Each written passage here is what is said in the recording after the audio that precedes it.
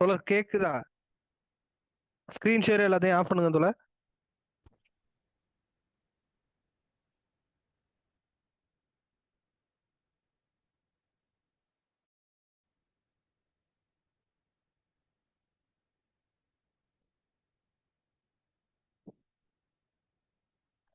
சதா தோழர் ஹோஸ்ட் கொடுங்க. சதீஷ் கார்கி தோழர் எங்கன்னு பார்த்து அவங்களே கொடுங்க. தோழர் மன்னிக்கணும், ஐயோ தெரியாம இதாயிடுச்சு. நிறைய தோழர்கள் வந்திருந்தாங்க.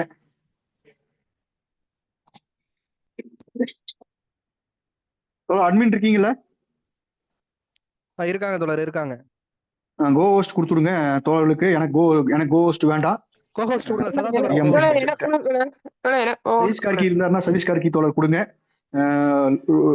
போட்டு விடுங்க, எல்லா பக்கம் போட்டு விடுங்க. கொஞ்சம் ரூம் மறுபடியும் ஸ்டார்ட் ஆயிடுச்சுன்னு.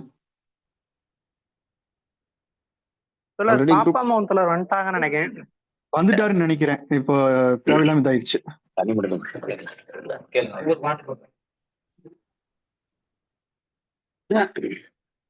தோழர் வந்துட்டாங்க. தோழர் அறிமுகப்படுத்தி சதா தோழர் அறிமுகப்படுத்தி விட்டு. ஜான் தோழர் இருக்காங்களா? ஜான் தோழர் இருக்கீங்களா? ஜானகி தோழர்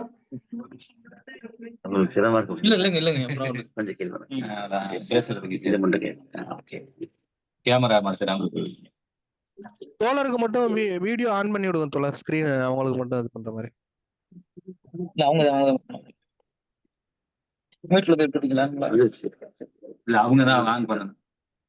சதா தோழர்.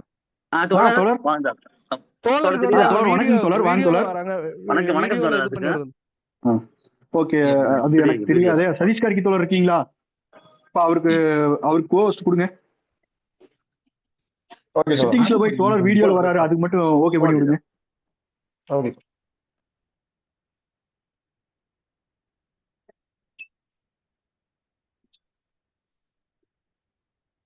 ஐயா கனெக்ட் பண்ணல.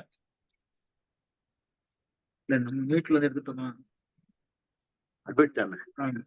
அவங்க தான் கனெக்ட் பண்ணாங்க. நான் சிவகுமார் எடுத்த வெயிட்டிங் ரூம் அட்மிட் பண்ணுமா? அட்மிட் பண்ணுங்க. இல்ல அவங்க போடணுமா? அவங்க ஒருத்தரா கனெக்ட் பண்ணுவாங்க. டூ பீப்புள் சுந்தரம் என்டர்ட் தி வெயிட்டிங் ரூம். ஓகே, வியூ போடுங்க. வியூ பண்ணலாம்ல? வியூ போடுங்க. அட்மிட்டா? அட்மிட் ஆமா தானே. வெளியில தெரியுமா? நினைக்கிறேன்.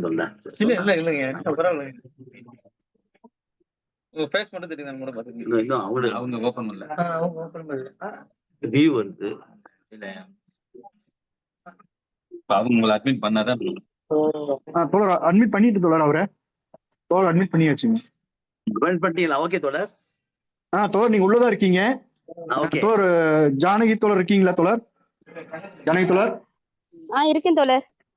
சரி, தோழரை பத்தி ஒரு அறிமுகம் மட்டும் கொடுத்துட்டு அப்படியே தோழர் பேச வச்சுட்டீங்களா? நீங்களே அப்படியே ஓட்ஸ் பாத்துருங்க. தோழர்கள் எல்லாத்துக்கும் ஒரு குறிப்பான ஒரு வேண்டுகோள், தயவு செஞ்சு தோழர் பேசி முடிகிற வரைக்கும் யாரும் மைக்கை அன்மியூட் பண்ணாதீங்க. பேசி முடிச்சதுக்கு அப்புறம் தோழர்கள் உங்களுடைய கேள்விகளுக்கு கண்டிப்பா பதில் தருவாரு. ஓகேங்க தோழர், நீங்க பேசுங்க தோழர். ஜானகி தோழர். தோழர் இது போட்டுருங்க, ரெக்கார்டிங் போட்டுருங்க. ரெக்கார்டிங் ப்ராசஸ் இருக்கு தோழர். ஓகே ஓகே, அப்படின்னா நீங்க அவரை பத்தி பேசிட்டு தோழர் அப்படியே ஆரம்பிச்சிடணும். மற்ற தோழர்கள் யாரும் மைக்கை அன்மியூட் பண்ணாதீங்க தயவு செஞ்சு. தோழர் அறிமுகப்படுத்திடுறீங்க தோழர். ஓகே தோழர். ஜானகி தோழர். ஓகே தோழர். ஓகே தோழர். தோழர்களே வணக்கம். டிசம்பர் 23, 2023 வருடம் தமிழ்நாட்டை உலுக்கிய உடுமலை சங்கர் ஆணவ படுகொலை ஜாதி ஆதிக்க சக்திகளின் அச்சுறுத்தலுக்கும் எதிர்ப்புகளுக்கும் செவி சாய்க்காமல் நீதியை நிலைநாட்டிய தோழர் பாப்பா மோகன். இந்த முதலாளித்துவ சமூகத்தில் ஆளும் வர்க்கத்தின் கருவியான நீதிமன்றத்தில் ஆதிக்க ஆணவ வெறியர்களுக்கு தண்டனை வாங்கி தந்தவர். எங்கெல்லாம் ஒடுக்கப்பட்ட வர்க்கத்தின் குரல் வலை நசுக்கப்படுகிறதோ அங்கெல்லாம் என் குரல் ஒலிக்கும் என்ற விதத்தில் தோழர் செயல்படுத்தி கொண்டிருக்கிறார்.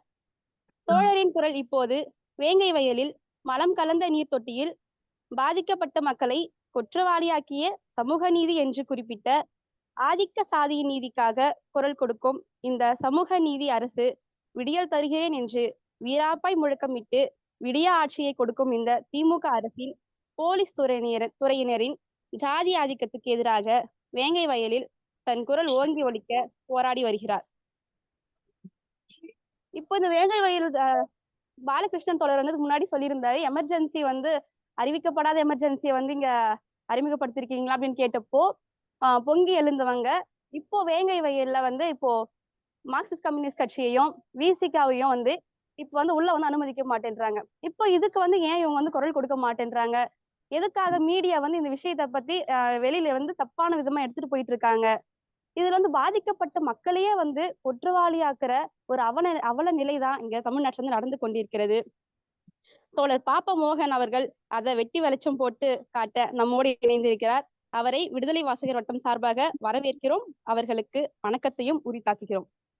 தோழர் வணக்கம். தோழர் வணக்கம் தோழர். வணக்கம் தோழர்.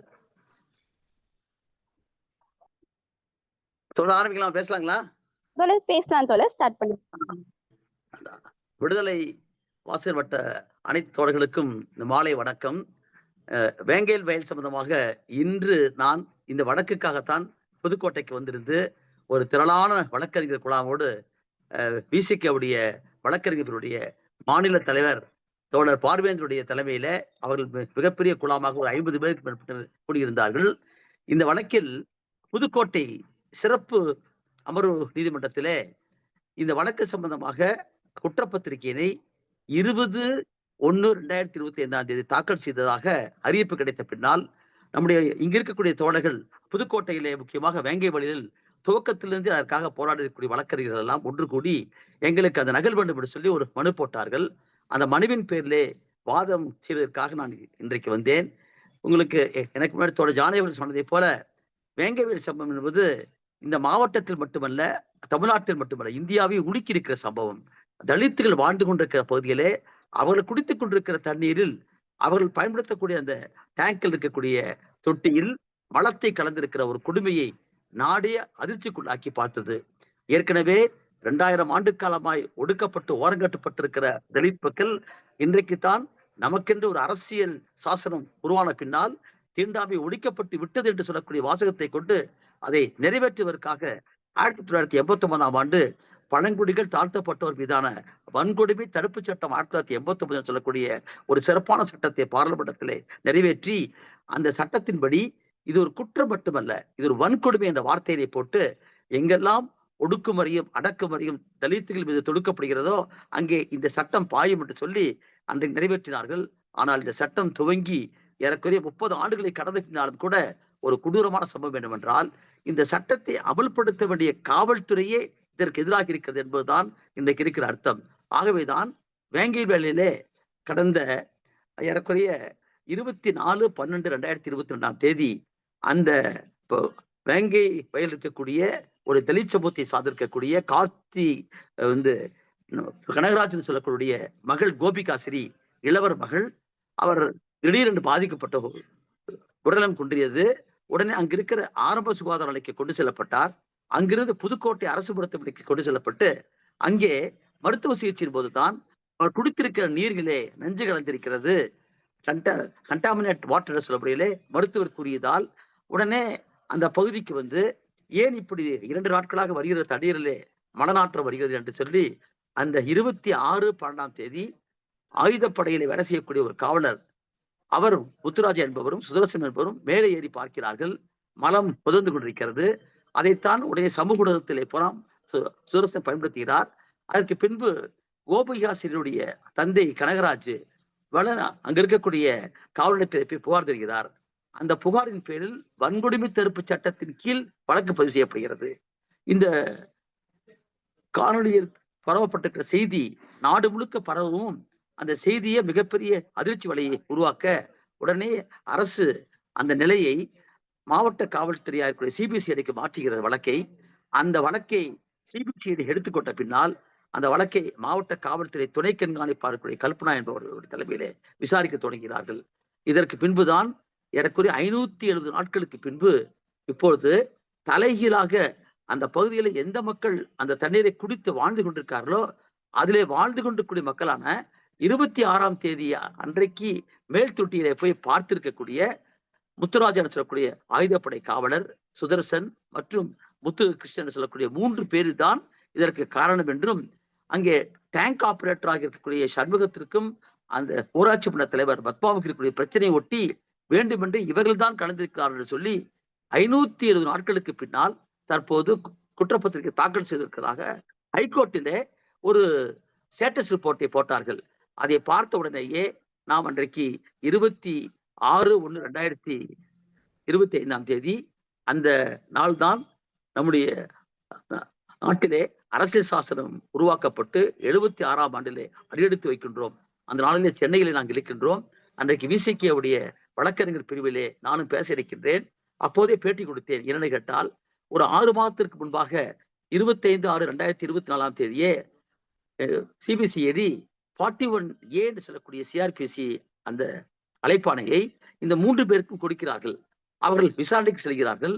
காவல் நிலையத்தில் வைத்துக் கொண்டு காவல்துறை அதிகாரிகள் இந்த 3 பேரையுமே நீங்கள் இந்த வழக்கை ஒத்துக்கொள்ளுங்கள், அப்படி ஒத்துக்கொண்டால் நாங்களே உங்களுக்கு முன்னின்று ஒன்றுமில்லாம் செய்கிறோம் என்று சொல்லும் போதுதான் அதிர்ச்சிக்குள்ளானார்கள்.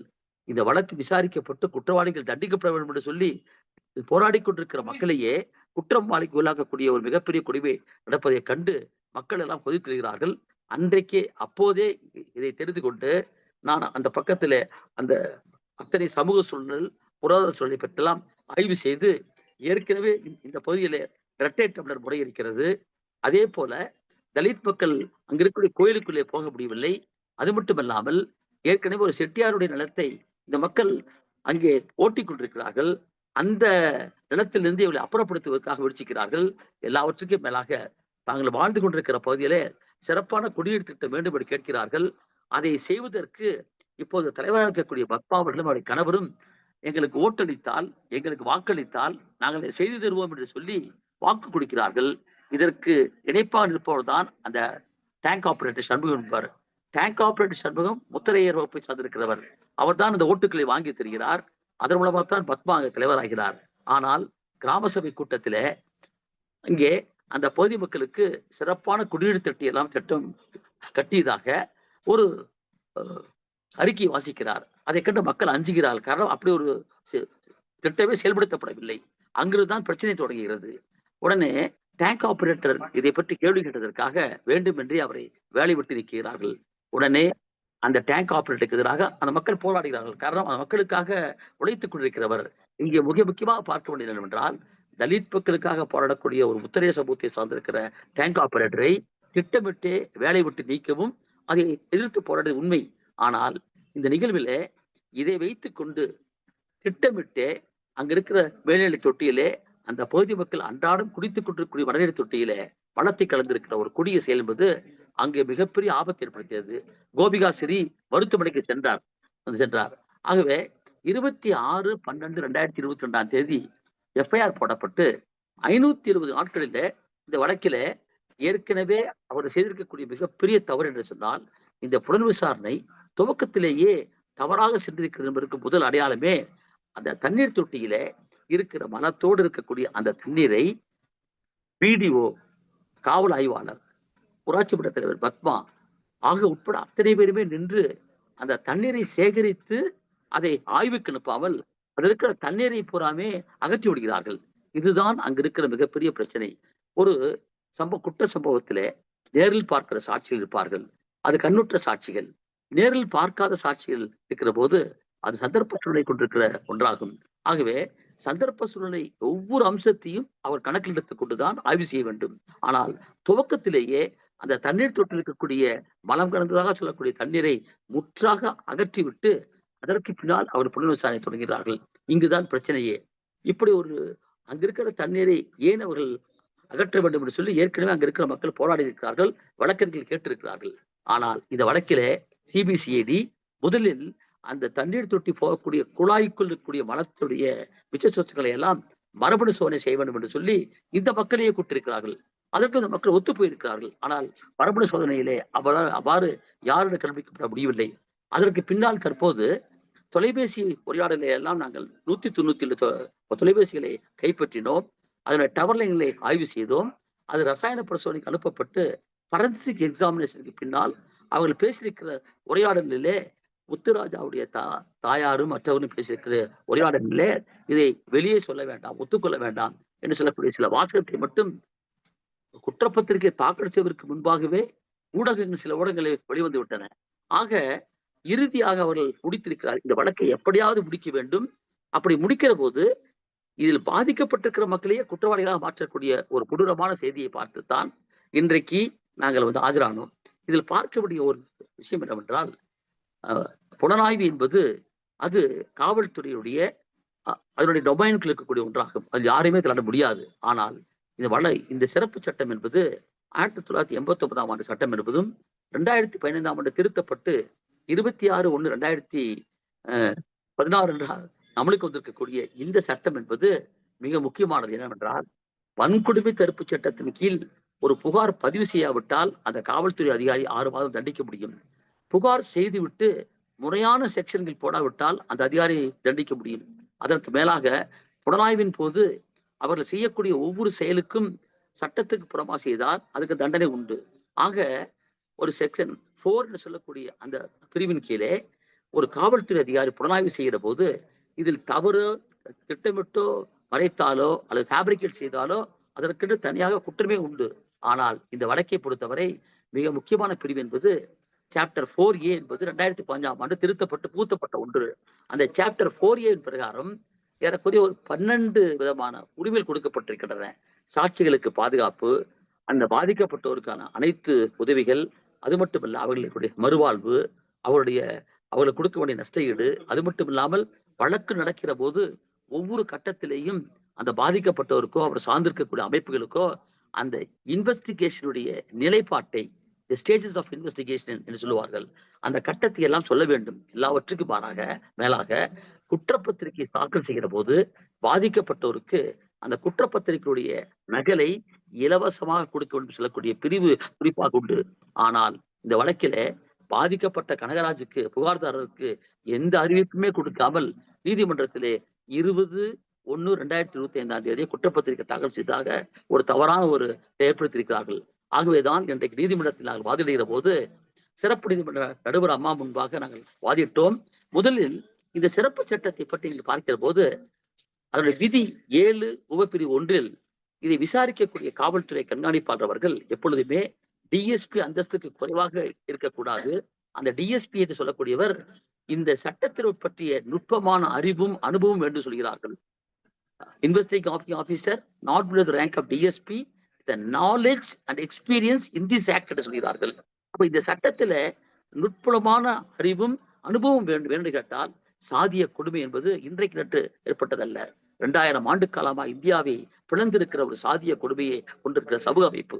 ஆகவே அதை ஒழிக்க வேண்டும் என்று சொன்னால், அதற்கான ஒரு சட்டத்தை அமல்படுத்தும் என்று சொன்னால், அதை புரிந்து கொள்ளக்கூடிய, அதை பற்றி நுட்பமான அறிவியல்கள் இருக்க வேண்டும். ஆனால் இந்த வழக்கில அது போன்று ஒவ்வொரு கட்டத்திலேயும் விசாரணையை பற்றியும் சொல்லவில்லை, குற்றப்பத்திரிகை தாக்கல் செய்த பின்னாலும் நகல் அனுப்பவில்லை. ஆனால் நீதிமன்றத்திலே வெளியிலேயும் இன்றைக்கு திட்டமிட்டு அவர்கள் விஞ்ஞானபூர்வமாக முடிவு செய்துவிட்டோம் என்று சொல்லி பொய்யுரைக்கிறார்கள். ஆகவே இது உண்மையிலேயே இந்தியா சாதி ஒழிக்கப்பட்டு, தீண்டாமை ஒழிக்கப்பட்டு என்று சொல்லக்கூடிய சரத்து 17 அரசியல் சாசனத்தில் உண்டு. ஆனால் நடைமுறையிலே அது இல்லை என்பதைத்தான் இன்றைக்கு பார்க்கிறோம். ஆகவே நமக்கு தேவையெல்லாம் அரசியல் சாசனத்தை உருவாக்கி இருக்கிற புரட்சியாளர் அம்பேத்கர் ஆர்டிகல் 14 சட்டத்தின் முன் அனைவரும் சமம் என்று சொல்லக்கூடியதும், அது மட்டும் ஆர்டிகல் 15 பால், மதம், மொழி, இனம், பிறப்பின் பாலால் வேறுபாடு கூடாது என்று சொல்வதும், அதோடு சேர்ந்து வாழ் உரிமை என்று சொல்லக்கூடிய 21ஆவது சரத்தும் அதோடு இணைத்துத்தான் ஆர்டிகல் 17 பார்க்க வேண்டும். ஆகவே 17 என்று சொல்லக்கூடிய இந்த பிரிவு என்பது ஒடுக்கப்பட்டு ஓரங்கட்டப்பட்டிருக்கிற சமத்துவமற்ற இந்த மக்களை எல்லாம் சமத்துவமாக்குவதற்கான ஒரு சிறப்பு சட்டமாக இருக்கிற போது அதை அமல்படுத்த வேண்டிய காவல்துறை அதிகாரிகளே தவறு செய்த காரணத்தால் தான் இந்த வழக்கிலே உண்மையான விசாரணை எல்லாம் மறைத்துவிட்டு தற்போது ஒரு தொலைபேசி உரையாடலை மட்டும் வைத்துக் கொண்டு யாரெல்லாம் பாதிக்கப்பட்டார்களோ அவர்களே குற்றவாளிகளாக காண்பித்திருக்கிறார்கள். ஆகவே இதனை நாங்கள் நீதிமன்றத்திலே உரைக்கிற போது முதலில் ஏன் எங்களுக்கு பாதிக்கப்பட்டிருக்கிற புகார்தாரன கனகராஜுக்கு அந்த குற்றப்பத்திரிகை நகலை தரவில்லை என்று கேட்டோம். அதற்கான பிரிவில் எடுத்து காண்பித்தோம். 1985ஆம் ஆண்டு பகவந்தாஸ் வழக்கிலே 3 நீதிபதிகள் கொண்டிருக்கக்கூடிய தீர்ப்பு கொடுத்திருக்கிறது. யார் புகார்தாரரோ அவருடைய புகாரை நீங்கள் தள்ளுபடி செய்தாலும் சரி, அல்லது வழக்கு போட்டாலும் சரி அவருக்கு தகவல் கொடுக்கணும்னு சொல்லக்கூடிய சுப்ரீம் கோர்ட் உத்தரவை ஏன் அமல்படுத்தவில்லை, சிறப்பு சட்டத்துடைய கூறு ஏன் அமல்படுத்தவில்லை என்று வாதிட்ட போது அரசு வழக்கறிஞர் வழக்குக்குள்ளே போய் பேச ஆரம்பித்தார். அமர்வு நீதிமன்றம் சிறப்பாக சொன்னார்கள், நீங்கள் முதலிலே சட்டப்படி இந்த சிறப்பு சட்டத்தின் பிரகாரம் பாதிக்கப்பட்டிருக்கிற புகார்தாரருக்கு குற்றப்பத்தினுடைய நகலை முதலில் கொடுங்கள் என்று சொல்லி வருகின்ற 3/2/2025 இந்த வழக்கு போடப்பட்டிருக்கிறது. என்னை பொறுத்தவரையிலும் தமிழ்நாட்டில் ஒரு சமூக நீதிக்கான ஆட்சி என்ற முறையிலே நான் அதை ஒத்துக்கொள்வேன், ஏற்றுக்கொள்வேன். ஆனால் நீங்கள் ஒன்றிய அரசாங்கத்தை எதிர்த்து போராடுகிற போது, நீட்டுக்காக போராடுகிற போது, யுஜிசிக்கு எதிராக போராடுகிற போது, ஆளுநருடைய அயோக்கியத்தைகளை பற்றி பேசுகிற போது உங்களை நான் பாராட்டுகின்றேன், ஆதரிக்கின்றேன். ஆனால் காவல்துறை என்பது எந்த கட்சி ஆட்சிக்கு வந்தாலும் காவல்துறையாகத்தான் இருக்கிறது, அது சாதியமாகத்தான் இருக்கிறது. ஆகவே இந்த காவல்துறையை நவீனப்படுத்துவது, சென்சிடைஸ் பண்ணுவது என்ற வழக்கிலே தான் நாம் இன்றைக்கு இருக்கிறோம். ஆகவே முதலில் இந்த சட்டத்தை பற்றி புரிந்து கொள்ள வேண்டியவர்களை காவல்துறை என்றுதான். ஒரு புகார் கொடுக்கிற போது அந்த புகாரின் வாய்மொழியில் சொன்னால் கூட எழுதி பதிவு செய்ய சொல்லக்கூடிய விதி உண்டு. ஆனால் இங்கே அதுவும் பதிவு செய்யப்படுவதில்லை, விசாரணையும் முறையாக இல்லை. ஆகவே இந்த வழக்கு நமக்கு சவாலான வழக்கு. தமிழ்நாட்டிலே வெண்மணி தொடங்கி கண்ணகி முருகேசனுடைய வழக்கில் தொடங்கி, அதேபோல் நம்முடைய தருமபுரி இளவரசனுடைய சத்யா போன்ற வழக்கும், அதே போல் கண்ணகி முருகேச சங்கர் கோஷினுடைய வழக்கும், கோகுல்ராஜ் வழக்கும், சைபத்திலே மேட்டுப்பாளையத்திலே நடைபெற்றக்கூடிய ஆணவ கொலைக்காக அந்த நீதிமன்றம் தூக்கு தண்டனை கொடுத்திருக்கிறது. அதோடு வேங்கவேல் மட்டுமல்ல, தமிழ்நாட்டிலே தீவட்டிப்பட்டி, மேல்பாதி, இன்னும் பள்ளிக்கரணை போன்ற இடங்களில் தொடர்ந்து கொண்டிருக்கிறது. இந்த ஒடுக்கப்பட்ட மக்கள் மீது ஒடுக்கக்கூடிய ஆதிக்க சகத்தினுடைய அந்த கொடுமைகளை காவல்துறை முறையாக செயல்பட்டோம் என்று சொன்னால்தான் தடுக்க முடியும். ஆகவே வேங்கவேலும் நமக்கு ஒரு மிகப்பெரிய சவால். அதை சட்டத்தின் கண் கொண்டு நாம் போராடி இருக்க வேண்டும். அதற்கு நம்முடைய உங்களை போன்றிருக்கிற தோழர்கள் இன்றைக்கு கூடியிருக்கிற நான் புதுக்கோட்டையில் நான் உண்மையிலே பாராட்டுக்குரியவர்களாக பார்க்கின்றேன். இளம் வழக்கறிஞர்கள் பல பேர் ஒன்றுபட்டு திரண்டு நின்று இந்த வழக்குக்காக வந்தார்கள். எப்படி கோவையிலே கடந்த 3 நாட்களுக்கு முன்பாக இரட்டை ஆணவ கொலைக்கு எதிராக தூக்கு தண்டனை கொடுத்த போது நூற்றுக்கணக்கான இளைஞர்கள் வழக்கறிஞர்கள் வந்து இருந்தார்களோ, அதே போல் இன்றைக்கு வந்தார்கள். சமூகத்திலே நாம் இன்றைக்கு நம்மை சுற்றிலும் இருக்கிற வேலிகளை உடைக்கலாம், சுற்றிலும் இருக்கிற சுவர்களை உடைக்கலாம். ஆனால் நம்ம மீது கட்டப்பட்டிருக்கிற கற்பிதம் இருக்கிறதே, மென்டல் ஆட்டிடியூட் என்று சொல்கிறார் அம்பேத்கர், அந்த கற்பிதத்தை உடைக்க வேண்டும். அதற்கான ஒரு கல்டிவேஷன் ஆஃப் மைண்ட் என்று சொல்கிறார். அதை உருவாக்குவதற்கு உழைக்கிற மக்கள், தொழிலாளிகள், விவசாயிகள் மற்றும் இருக்கிற அத்தனை பேரையும் இணைத்து அவர்களை அறிவியல் பூர்வமாக, சட்டப்பூர்வமாக இன்றைக்கு இந்த சட்டத்தினுடைய ஆன்மாவை பூத்திர போதுதான் இதற்காக மக்கள் கருத்திட முடியும். ஆகவே சட்டக்களத்திலும் மக்கள் களத்திலும் இணைந்து போராட வேண்டும் என்று உங்களையெல்லாம் பார்த்து கேட்டுக்கொள்கிறேன். இந்த அரிய வாய்ப்பை கொடுத்தமைக்காக அத்தனை பேருக்கும் நன்றி கூறி முடிக்கின்றேன். வணக்கம். நன்றிங்க தோழர். தோழருடைய கேள்விகளுக்கு பதில் சொல்லலாமா தோழர்? கேட்கலாம், கேட்க சொல்லுங்க. ஓகே, நன்றி. கேள்விகள் கேட்கக்கூடிய தோழர்கள் கையை உயர்த்துங்க. சதீஷ் கார்கி தோழர் கொஞ்சம் ஹோஸ்ட் பண்ணிக்க முடியுமா? சதீஷ் கார்கி தோழர், பெண்ணாட்சா தோழர். பண்ணலாம் தோழர். ஓகே, ஒவ்வொருத்தர கையை உயர்த்துக்க சொல்லுங்க. கையை உயர்த்துறவங்க தோழர்களை பார்த்துக்கிட்டு லைன் பிரகாரம் பேச சொல்லுங்க. ஓகே, பாருங்க. சரி தோழர். டேனிஷ் தோழர், உங்க கேள்வியை கேட்கலாம் தோழர். அடுத்து சோஃபியா தோழர் கேளுங்க. டேனிஷ் தோழர் முடிச்ச பிறகு அடுத்து சோஃபியா தோழர். தோழர் வணக்கம் தோழர். தோழர் இப்ப நீங்க சொல்லும் போது வந்து அந்த தண்ணீர் தொட்டி ஒண்ணு புதிதா கட்டப்பட்டது, ஆனா வந்து அது கட்டப்படல, உண்மையாக அதுல இருந்தா அங்க வந்து முரண்பாடு ஸ்டார்ட் ஆகுது அப்படின்னு ஒரு விஷயத்த நீங்க சொல்றீங்க. அப்ப அந்த கட்டப்படாத தண்ணீர் தொட்டி கட்டப்பட்டதாக சொல்லப்பட்டது இல்லையா, அதை ஒட்டி ஏதாவது ஒரு வழக்கு பதிவு பண்ணப்பட்டிருக்கா? அப்படியான விஷயங்கள் வந்து, ஏன்னா இது என்னன்னா தண்ணி தொட்டி அதுல ஏற்கனவே தொட்டி இருக்குது. ஆனா ஒவ்வொரு வீட்டுக்கும் போட்டு தருவதற்கான முறையில வந்து ஒத்துருக்காருங்க. அங்க தண்ணி போதாம இருந்து அந்த தண்ணியை வந்து குழாய் மூலமாக ஒவ்வொரு வீட்டுக்கு கொடுப்பதாக ஒத்துருக்காரு. ஆனா கிராம சபை கூட்டத்துல போட்டு கொடுத்ததாக சொல்லியிருக்காங்க, ஆனா போட்டு தரல. அந்த மாதிரி அங்கதான் பிரச்சனை வருது போறாமே. இந்த தண்ணி தொட்டிங்கிறது வந்து ஏற்கனவே இருக்கக்கூடிய ஒன்று. அந்த தொட்டியில வந்து பிரச்சனை இல்லை. அந்த தொட்டியில இருக்கக்கூடிய தண்ணீரை ஒவ்வொரு வீட்டுக்கு கொண்டு போய் கொடுக்கறதுல வந்து தனித்தனியாக சிறப்பாக ஏற்பாடு செய்துறேன் அப்படின்னு சொல்லி தேர்தல் காலத்துல வாக்குறுதி அளிச்சுட்டு, ஆனா பின்னால வந்து செய்தி கொடுத்ததாக பொய்யா சொல்றாப்புல அந்த ஊராட்சி தலைவருடைய பத்மா என்பவரும் அவருடைய கணவரும். அங்கதான் பிரச்சனை ஆரம்பிக்குது. அதுக்கப்புறம் தான் எதாவது வந்தது. தங்களை பத்தி எக்ஸ்போஸ் பண்ணிட்டாங்க கிராம சபையில அப்படின்னு சொல்லி டேங்க் ஆபரேட்டர் மேல கோவம் வச்சுக்கிட்டு அவரை வேலை விட்டு நீக்கிறாங்க. அதுக்கு எதிராக மக்கள் போராடுறாங்க பூராமே. தலித் மக்கள் போராடுறாங்க. இதான் விஷயம். அந்த தனித்தனியா போட்டு கொடுத்ததா சொல்லப்பட்டது. அது பொய் தானே, ஒரு கரப்ஷன் தானே. அதை ஒட்டி ஏதாவது வழக்கு கரப்ஷன் பதிவு வழக்கு அப்ப இருக்கு. வழக்கு. அதுக்காக தான் அவர் நீக்கி இருக்காங்க. அதை எடுத்து நம்ம வந்து லேபர் கோர்ட்ல போட்டு ஃபைட் பண்ணிக்கிறோம் போலாம். நன்றி. சண்முகர். தோழர் நன்றி தோழர். அடுத்து சோஃபியா தோழர், நீங்க அன்மியூட் பண்ணிட்டு உங்களோட கேள்வியில வைக்கலாம் தோழர். தோழர் உங்க ஹேண்ட லோ பண்ணிருக்கேன் தோழர். டேனிஷ் தோழர் உங்க ஹேண்ட லோ பண்ணிருக்கேன். வணக்கம் தோழர். வணக்கம். எனக்கு 2 கேள்விகள் இருக்கு. சரி தோழர். ஒண்ணு வந்து என்னதுன்னா, இன்னைக்கு புதுக்கோட்டை நீதிமன்றத்துல கேஸ் நடக்கும்போது வன்கொடுமை தடுப்பு சட்டத்தை மக்களுக்கு வந்து தெரிவிக்காமையே போலீஸ் வந்து சிபிசிஐடி போலீஸ் வந்து ரத்து செஞ்சதா மனுதாரர் வந்து பேசியிருக்காங்க. அதாவது இந்த குற்றப்பத்திரிகை வந்து ரத்து செய்யணும்னு போடப்பட்ட வழக்குல அதுக்கு வந்து போலீஸ் என்ன சொல்றாங்கன்னா, நாங்க வந்து சம்மன் அனுப்பணும், அவங்க வந்து அதாவது மக்கள் வந்து நாங்க கலந்துக்க மாட்டோம், நாங்க வரமாட்டோம்னு சொல்லி எங்களுக்கு பதில் அளிச்சுட்டாங்க. அதுக்கப்புறம் தான் வந்து நாங்க குற்றவாளியா இருக்கவங்க வந்து SC ST பிரிவை சேர்ந்தவங்கிறதுனால நாங்க ரத்து செஞ்சுட்டோம் அப்படின்னு சொல்றாங்க. இது வந்து உண்மையா? தெரிவிக்கப்பட்டுதான் இது வந்து ரத்து செஞ்சதாங்கிறது ஒரு கேள்வி. 2வது, வேங்கை வயலுக்குள்ள வந்து போக முடியல அப்படிங்கறது பத்தி தொடர்ச்சியா செய்தி வெளியாயிட்டு இருக்கு. இன்னைக்கு கூட வந்து ஒருத்தவங்களோட இறுதிச் சடங்குக்கு, அதாவது ஒரு பாட்டியோட இறுதிச் சடங்குக்கு கூட யாரும் போக அனுமதிக்கப்படுங்கிறதுனால அவங்க வந்து இந்த உடலை வச்சுட்டு போராட்டம் நடத்திருக்காங்க. அப்ப போலீஸ் வந்து என்ன சொல்றாங்கன்னா, இல்ல நாங்க வந்து அதுல நடக்க இருந்தது, அப்ப நாங்க அனுமதிக்க பார்த்தோம், இவங்க வந்து தேவையில்லாம பிரச்சனை பண்ணிட்டு இருக்காங்க அப்படின்னு சொல்றாங்க. இது 2 விஷயத்த பத்தியும் உண்மை நிலவரம் என்ன அப்படின்னு தெரியணும் தோழர். நல்ல தோழர். அதாவது நீங்க சொன்ன அந்த சார்ஜ் ஷீட் சம்பந்தமா என்ன சொல்றேன், ஏற்கனவே சொல்லிருக்கிறேன். இப்ப நானு அதாவது வன்கொடுமை தடுப்பு சட்ட வழக்குகள்ல பூராமே சார்ஜ் ஷீட் போடுவதற்கு முன்பாகவே ஒவ்வொரு கட்டத்துடைய புலனாய்வை பற்றியும் புகாதாரருக்கு தெரிவிக்கணும், விக்டிமுக்கு தெரிவிக்கணும். அந்த மாதிரி தெரிவிக்கவே இல்லை. அப்படி இருக்கும்போது இங்க ஏற்கனவே நீதிமன்றத்துல சொன்னாங்க பாத்தீங்களா, ஏற்கனவே நாங்க வந்து குற்றப்பத்திரிக்கை தாக்கல் செய்ய நோட்டீஸ் கொடுத்தோம், வாங்கல. அது உண்மை இல்லை. எழுத்துப்புறமா எடுத்து படிச்சே காமிச்சேன். கனகராஜ் என்ன சொல்லிருக்காருன்னா, இந்த வழக்குல இது வரைக்கும் நீங்க என்ன செஞ்சிருக்கீங்க என்ற தகவலே எங்களுக்கு கொடுக்க மாட்டேங்கிறீங்க, அதை கொடுக்கணும் தான் அவங்க ரிப்ளை கொடுத்துருக்காங்க தவிர வாங்க மாட்டேன்னு சொல்ல முடியாது. அப்படிதான் ஒட்டிட்டு போயிருப்பாங்களா அவங்க. நான் என்ன சொல்றேன்னா, இது வந்து இவங்க கேட்கறதெல்லாம் கிடையாது. It's a mandatory on the part of the investigating officer to furnish a free copy of the charge sheet to the victim.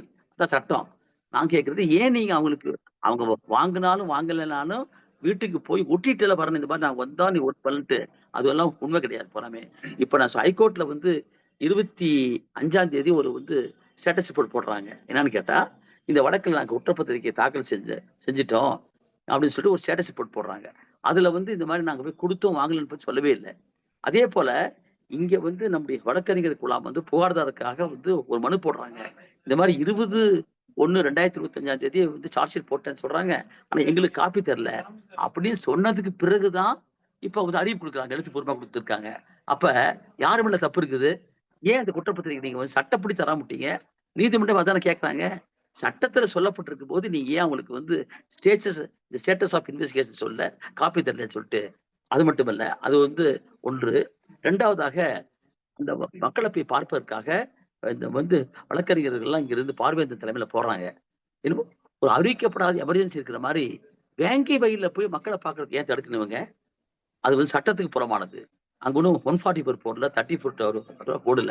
அப்ப வழக்கறிஞர் போய் என்னன்னு கேட்கறதுக்கே மறுத்து இருக்கான்னு சொன்னா, இது எப்படி ஒரு சமூக நீதி அரசாங்கமா ஏற்றுக்க முடியும்? என்னுடைய கருத்துரிமையை வந்து நீங்க இப்போ பறிக்கிற மாதிரி இருக்குல்ல. ஒன்றிய அரசு நம்ம குற்றம் சாட்டுறீங்க. அதை விட மோசமா தான் இருக்குது. இன்னைக்கு வந்து ரவிக்குமார் MP வந்திருக்காரு. இதையெல்லாம் தெரிந்து கொண்டுதான் அவர் நேர்ல போயிருக்காரு. அவர் போன பிறகாவது ஒரு எம்பிங்கிற முறையில பார்த்து வந்து இதை அமலப்படுத்துவார் நான் நம்புறோம். அது வந்து இந்த விஷயத்தை பொறுத்த மட்டும் இல்ல, தமிழ்நாடு முழுக்க நான் பாக்குறோம். தலித்துகளுடைய நிலைமையை பொறுத்த வரைக்கும் இந்த ஆட்சியாளர்கள் அல்லது காவல்துறை எப்பொழுதுமே எதிராக இருந்து கொண்டிருக்கிறது என்பதுதான் இங்க மட்டுமல்ல, அது தீவட்டிப்பட்டியில பார்த்தோம், அதே மாதிரி மேல்பாதியில பார்த்தோம், பள்ளிக்கரையில பார்த்தோம், தொடர்ந்து பார்த்து கொண்டிருக்கிற போறாமே. அவருடைய பிரச்சனைகள்ல காவல்துறை சரியாக செயல்படவில்லை. அதை அரசாங்கம் தட்டி கேட்க மறுக்கின்றதுங்கிறத உண்மை. ஓகே தோழர். கூடுதலா ஒரு கேள்வி மட்டும் இருக்கு, கேட்கலாமா? சொல்லுங்க. இந்த புதுக்கோட்டை நீதிமன்றத்துல தொடர்ந்து சிபிசிஐடி போலீஸ் வந்து குற்றப்பத்திரிகை தாக்கல் செய்யாம அவகாசம் கேட்டுக்கிட்டே இருக்காங்க. கடைசியா ஜனவரி 23 அப்பவும் எங்களுக்கு இன்னொரு 1 மாசம் அவகாசம் வேணும்னு கேக்குறாங்க. ஆனா இந்த வழக்க வந்து சிபிஐக்கு மாத்தணும் அப்படிங்கிற அப்படிங்கிற வழக்குல சென்னை உயர்நீதிமன்ற வழக்கு சென்னை உயர்நீதிமன்றத்துல 24 வழக்கு நடக்குது. அன்னைக்குதான் தமிழ்நாடு போலீஸ் என்ன சொல்லுதுன்னா 20ஆம் தேதியே குற்றப்பத்திரிகை தாக்கல் செஞ்சுட்டாங்க அப்படிங்கிறது ஆமா சொல்றாங்க. ஆமா அப்ப ஏன் ஆமா இன்னும் 1 மாசம் கால அவகாசம் கேட்டாங்க அப்படிங்கிற கேள்வி வருது. கரெக்ட். சரியான கேள்வி. இதை நான் வர 3ஆம் தேதி வச்சு பேசுவேன். நாங்க ஒரு பிப்ரவரி 3ஆம் தேதி காப்பீஸ் கொடுக்கறதுக்கு உத்தரவிட போறாங்க. அப்ப நீங்க சொன்ன பாயிண்ட் வச்சு கேட்போம். முன்னுக்கு பின் முன்னாக சொல்லிருக்காங்க போலாமே. நான் மீண்டும் சொல்றேன். இதுல செக்ஷன் சாப்டர் 4A-ல 15A-ல வந்து பாத்தீங்கன்னா ஐங்கிற சப்ஜெக்ட்ல வந்து ஸ்டேஜஸ் ஆஃப் இன்வெஸ்டிகேஷன். ஏன்னா உங்களுக்கு தெரியும் வந்து இந்த வழக்குகள்ல 60 நாளுக்குள் புலன் விசாரணை முடிச்சு சார்ஜ் ஷீட் போடணும். அப்படி இல்லைன்னா அதுக்கான காரணத்தை சொல்லணும். 60 நாளைக்கு மேல 570 நாள் ஆயிடுச்சு மொத்தம். அதுக்கான காரணத்தையே சொல்லல. ஆகவே அது வந்து புலனாய்வு பண்ணிருக்கிற தவறுங்கிறத வந்து நமக்கு சார்ஜ் ஷீட் வந்த பிறகுதான் நம்ம எல்லாம் பேச போறோம். நீங்க சொன்ன பாயிண்டையும் நான் எடுத்துக்கிறேன். நன்றி தோழர். தோழர் வெங்கடேஷ். நன்றி தோழர். தோழர் வெங்கடேஷ் தோழர், நீங்க கேளுங்க தோழர். உங்க ஹேண்ட லோ பண்ணிட்டு நீங்க கேளுங்க தோழர். அன்மியூட் பண்ணுங்க தோழர் வெங்கடேஷ். தோழர் நன்றி தோழர். இன்னைக்கு வந்து கலந்துக்கிட்டு இந்த கிளாரிபிகேஷன் கொடுத்ததுக்கு ரொம்ப நன்றி. பேசுங்க வெங்கடேஷ், பேசுங்க. கிளாரிபிகேஷன் கொடுத்ததுக்கு நன்றி தோழர். அதாவது இப்போ என்னன்னா தேர்ட் வந்து ஹியரிங் சொல்லியிருக்காங்க. ஸோ இந்த கேஸ் அடுத்து எப்படி தேர்ட் வந்து கேஸ் அடுத்த ஹியரிங் சொல்லியிருக்காங்க. ஸோ இதுக்கப்புறம் இந்த கேஸ் எந்த மாதிரி போகும் அப்படிங்கறதுல நல்ல கேள்வி தோழர். இப்ப அவங்க வந்து வழக்க வந்து புகார் கொடுத்தவருக்கு எதிராகவே திருப்பி தலித் மக்கள் மீதே அவர்தான் குற்றமளித்தார்னு சொல்லி ஒரு 3 பேர் குறிப்பிட்டிருக்காங்க. இந்த குற்றப்பத்திரிகையை வாங்கி கொண்டு நாம சட்டப்படி செய்ய வேண்டிய விஷயம் என்னன்னா, இந்த விசாரணை நீதிமன்றத்துல ஒரு ஆட்சேபனை மனு போட போறோம். அது பேர் ப்ரொட்டஸ்ட் பெட்டிஷன் பேரு. இந்த விசாரணை அறிக்கையை நீதிமன்றம் நிராகரிக்க வேண்டும். மேலும் ஃபர்தர் இன்வெஸ்டிகேஷன் பண்ணணும். இதுல நியாயமான புலன் விசாரணை இல்லைன்னு சொல்லி நான் கேட்க போறோம். அது பேர் ப்ரொட்டஸ்ட் பெட்டிஷன். அதே சமயத்துல இந்த வழக்கை வந்து நீதிமன்றத்துல போய் ஹைகோர்ட்லயும் சுப்ரீம் கோர்ட்லயும் போய் டிரான்ஸ்பர் ஆஃப் இன்வெஸ்டிகேஷன் சிபிஐக்கு மாத்தணும் கேட்கறதுக்கு காரணம், இங்க இருக்கிற காவல்துறையும் அரசாங்கமும் ஒரு முடிவெடுத்தாங்க. ஒரு முறையான புலன் விசாரணை செய்ய முடிவெடுத்தாங்க. ஆகவே இவங்ககிட்ட இனிமேல் கேட்கல, எந்த நியாயம் கிடையாது. ஆகவே சிபிஐ மாதிரி இருக்கக்கூடிய ஒரு விசாரணைக்கு போனா தான் நியாயம் கிடைக்கும் கூட நம்ம வந்து இனிமேல் ஃபைட் பண்ண போறோம்.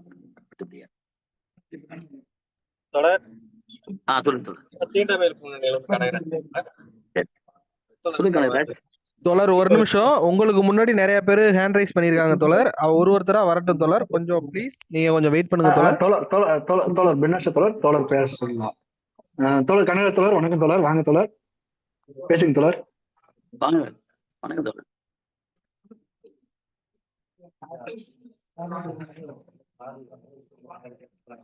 தோழர் கனகராஜ் தோழர், நீங்க மியூட்ல இருக்கீங்க. அன்மியூட் பண்ணிட்டு பேசுங்க தோழர். சரிங்க தோழர். தோழர், இப்போ அந்த பாதிக்கப்பட்ட மக்கள் இருக்காங்கல்ல, மக்களை சந்திக்கிறதுக்கு எந்த அமைப்புகளுக்குமோ அல்லது எந்த வழக்கறிஞர்களுக்குமோ இது கொடுக்க மாட்டேங்கிறாங்களா, அனுமதி கொடுக்க மாட்டேங்கிறாங்களா தோழர் அந்த பகுதிக்கு? அதுக்கு ஏதாவது நம்ம பெட்டிஷன் போட்டு இது பண்ணிட்டு வரோமா தோழர்? அதான் இன்னைக்கு ரவிக்குமார் தோழர் போயிருக்காரு. ரவிக்குமார் எம்பி போயிருக்காங்க. ஏற்கனவே பார்வையாளர் சந்தையில போய் உள்ள விடல. சாரி, சிந்தனை செல்வன் வந்திருக்காரு. சிந்தனை செல்வன் எம்எல்ஏ வந்திருக்காரு. எம்எல்ஏ இப்ப அவர் போயிருக்காரு. இப்ப அவரு வந்து ஏற்கனவே வந்து சட்டமன்ற குழுவில் வந்து இதான் உறுப்பினராக இருக்காரு போறாமே. ஸோ நான் என்ன சொல்றேன், அவர் போயிட்டு வந்த பிறகு அங்க வந்து இந்த மாதிரி விடலை, ஒருத்தர் வந்து இறந்து போயிட்டாங்க, ஒரு முதியோர் ஒருத்தர் இறந்து போயிட்டாங்க. அந்த நிகழ்வுக்கு கூட பல பேர்த்த உள்ள விடல. ஆகவே இது வந்து உண்மையிலேயே ஜனநாயகத்தின் மீது தொடுக்கப்பட்ட ஒரு பெரிய தாக்குதலா கருதுறோம். அது தமிழ்நாட்டை சமூக நீதி பேசக்கூடிய ஆட்சியில வந்து அந்த பாதிக்கப்பட்ட மக்களை போய் வழக்கறிஞர் பார்க்க கூடாதுன்னு சொல்றது உண்மையில ஏற்றுக்கொள்ள முடியாத ஒன்று. அதனால சிந்தனை செல்வன் தோழர் போய் பார்த்து வந்ததுக்கு அப்புறமேலு அதுல அந்த மாதிரி சொன்னா இது ஒரு பெரிய பிரச்சனையாக்கி நம்ம தமிழ்நாடு போறோம். இந்த ஜனநாயக விரோத போக்கை எடுத்து கண்டிச்சு நம்ம வந்து கொஞ்சம் ஆர்ப்பாட்ட போராட்டம் செய்யணும்.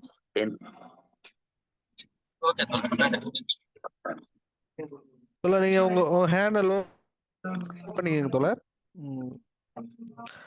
ரெட் ஜங் தோழர், உங்களோட கேள்வியும் உங்களோட கருத்துக்களை பதிவிடலாம் தோழர், கேட்கலாம் தோழர்.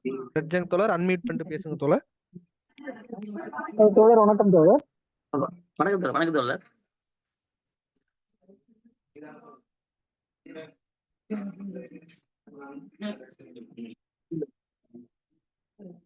நீங்க பேசுறது கேட்கல சரியா, அன்மியூட் பண்ணிட்டு பேசுங்க. நானு அப்படி கேக்குது இல்லைன்னா தோழர். ஆடிபிளா இல்ல. அடுத்த இப்போ கேக்குதா தோழர்? தோழர் இப்ப கேக்குது. ஒரு இன்னைக்கு வந்த ஒரு இது தோழர், அந்த இடத்துல அந்த மலம் கலந்த நீரை வந்து யாருமே குடிக்கவே இல்லை அப்படின்னு ஒரு கோர்ட்ல சொன்னதா இன்னைக்கு ஒரு செய்தி வந்திருக்கு தோழர். அது சம்பந்தமா ஒரு கிளாரிபிகேஷன் வேணும். ஆனா நீங்க முன்னாடியே சொல்லிட்டீங்க அந்த கண்டாமினேஷன் வாட்டர் குடிச்சதுனாலதான் இந்த மாதிரி ஆச்சு அப்படின்னு. அது இன்னொன்னு தோழர், வழக்கு வந்து புகார்தாரரா யார் தோழர் இருக்காங்க, யாரு புகார்தாரரு? கனகராஜ் கோபிகா சொல்லக்கூடிய ஒரு இளவர் பொண்ணுது. அதுக்கு உடல்நிலை பாதிக்கப்பட்டு 24/12/2022 ஆரம்ப சுகாதார நிலையத்தில் போய் சிகிச்சை பெறாங்க. அங்கிருந்து மீண்டும் புதுக்கோட்டை அரசு அந்த மருத்துவமனைக்கு வந்து அனுப்பப்பட்டு அங்க டாக்டர்ஸ் வந்து பரிசோதனை செய்யும் போதுதான் அது கண்டாமினேட் வாட்டர் குறிச்சு காட்டி தான் வந்திருக்குன்னு சொல்றாங்க.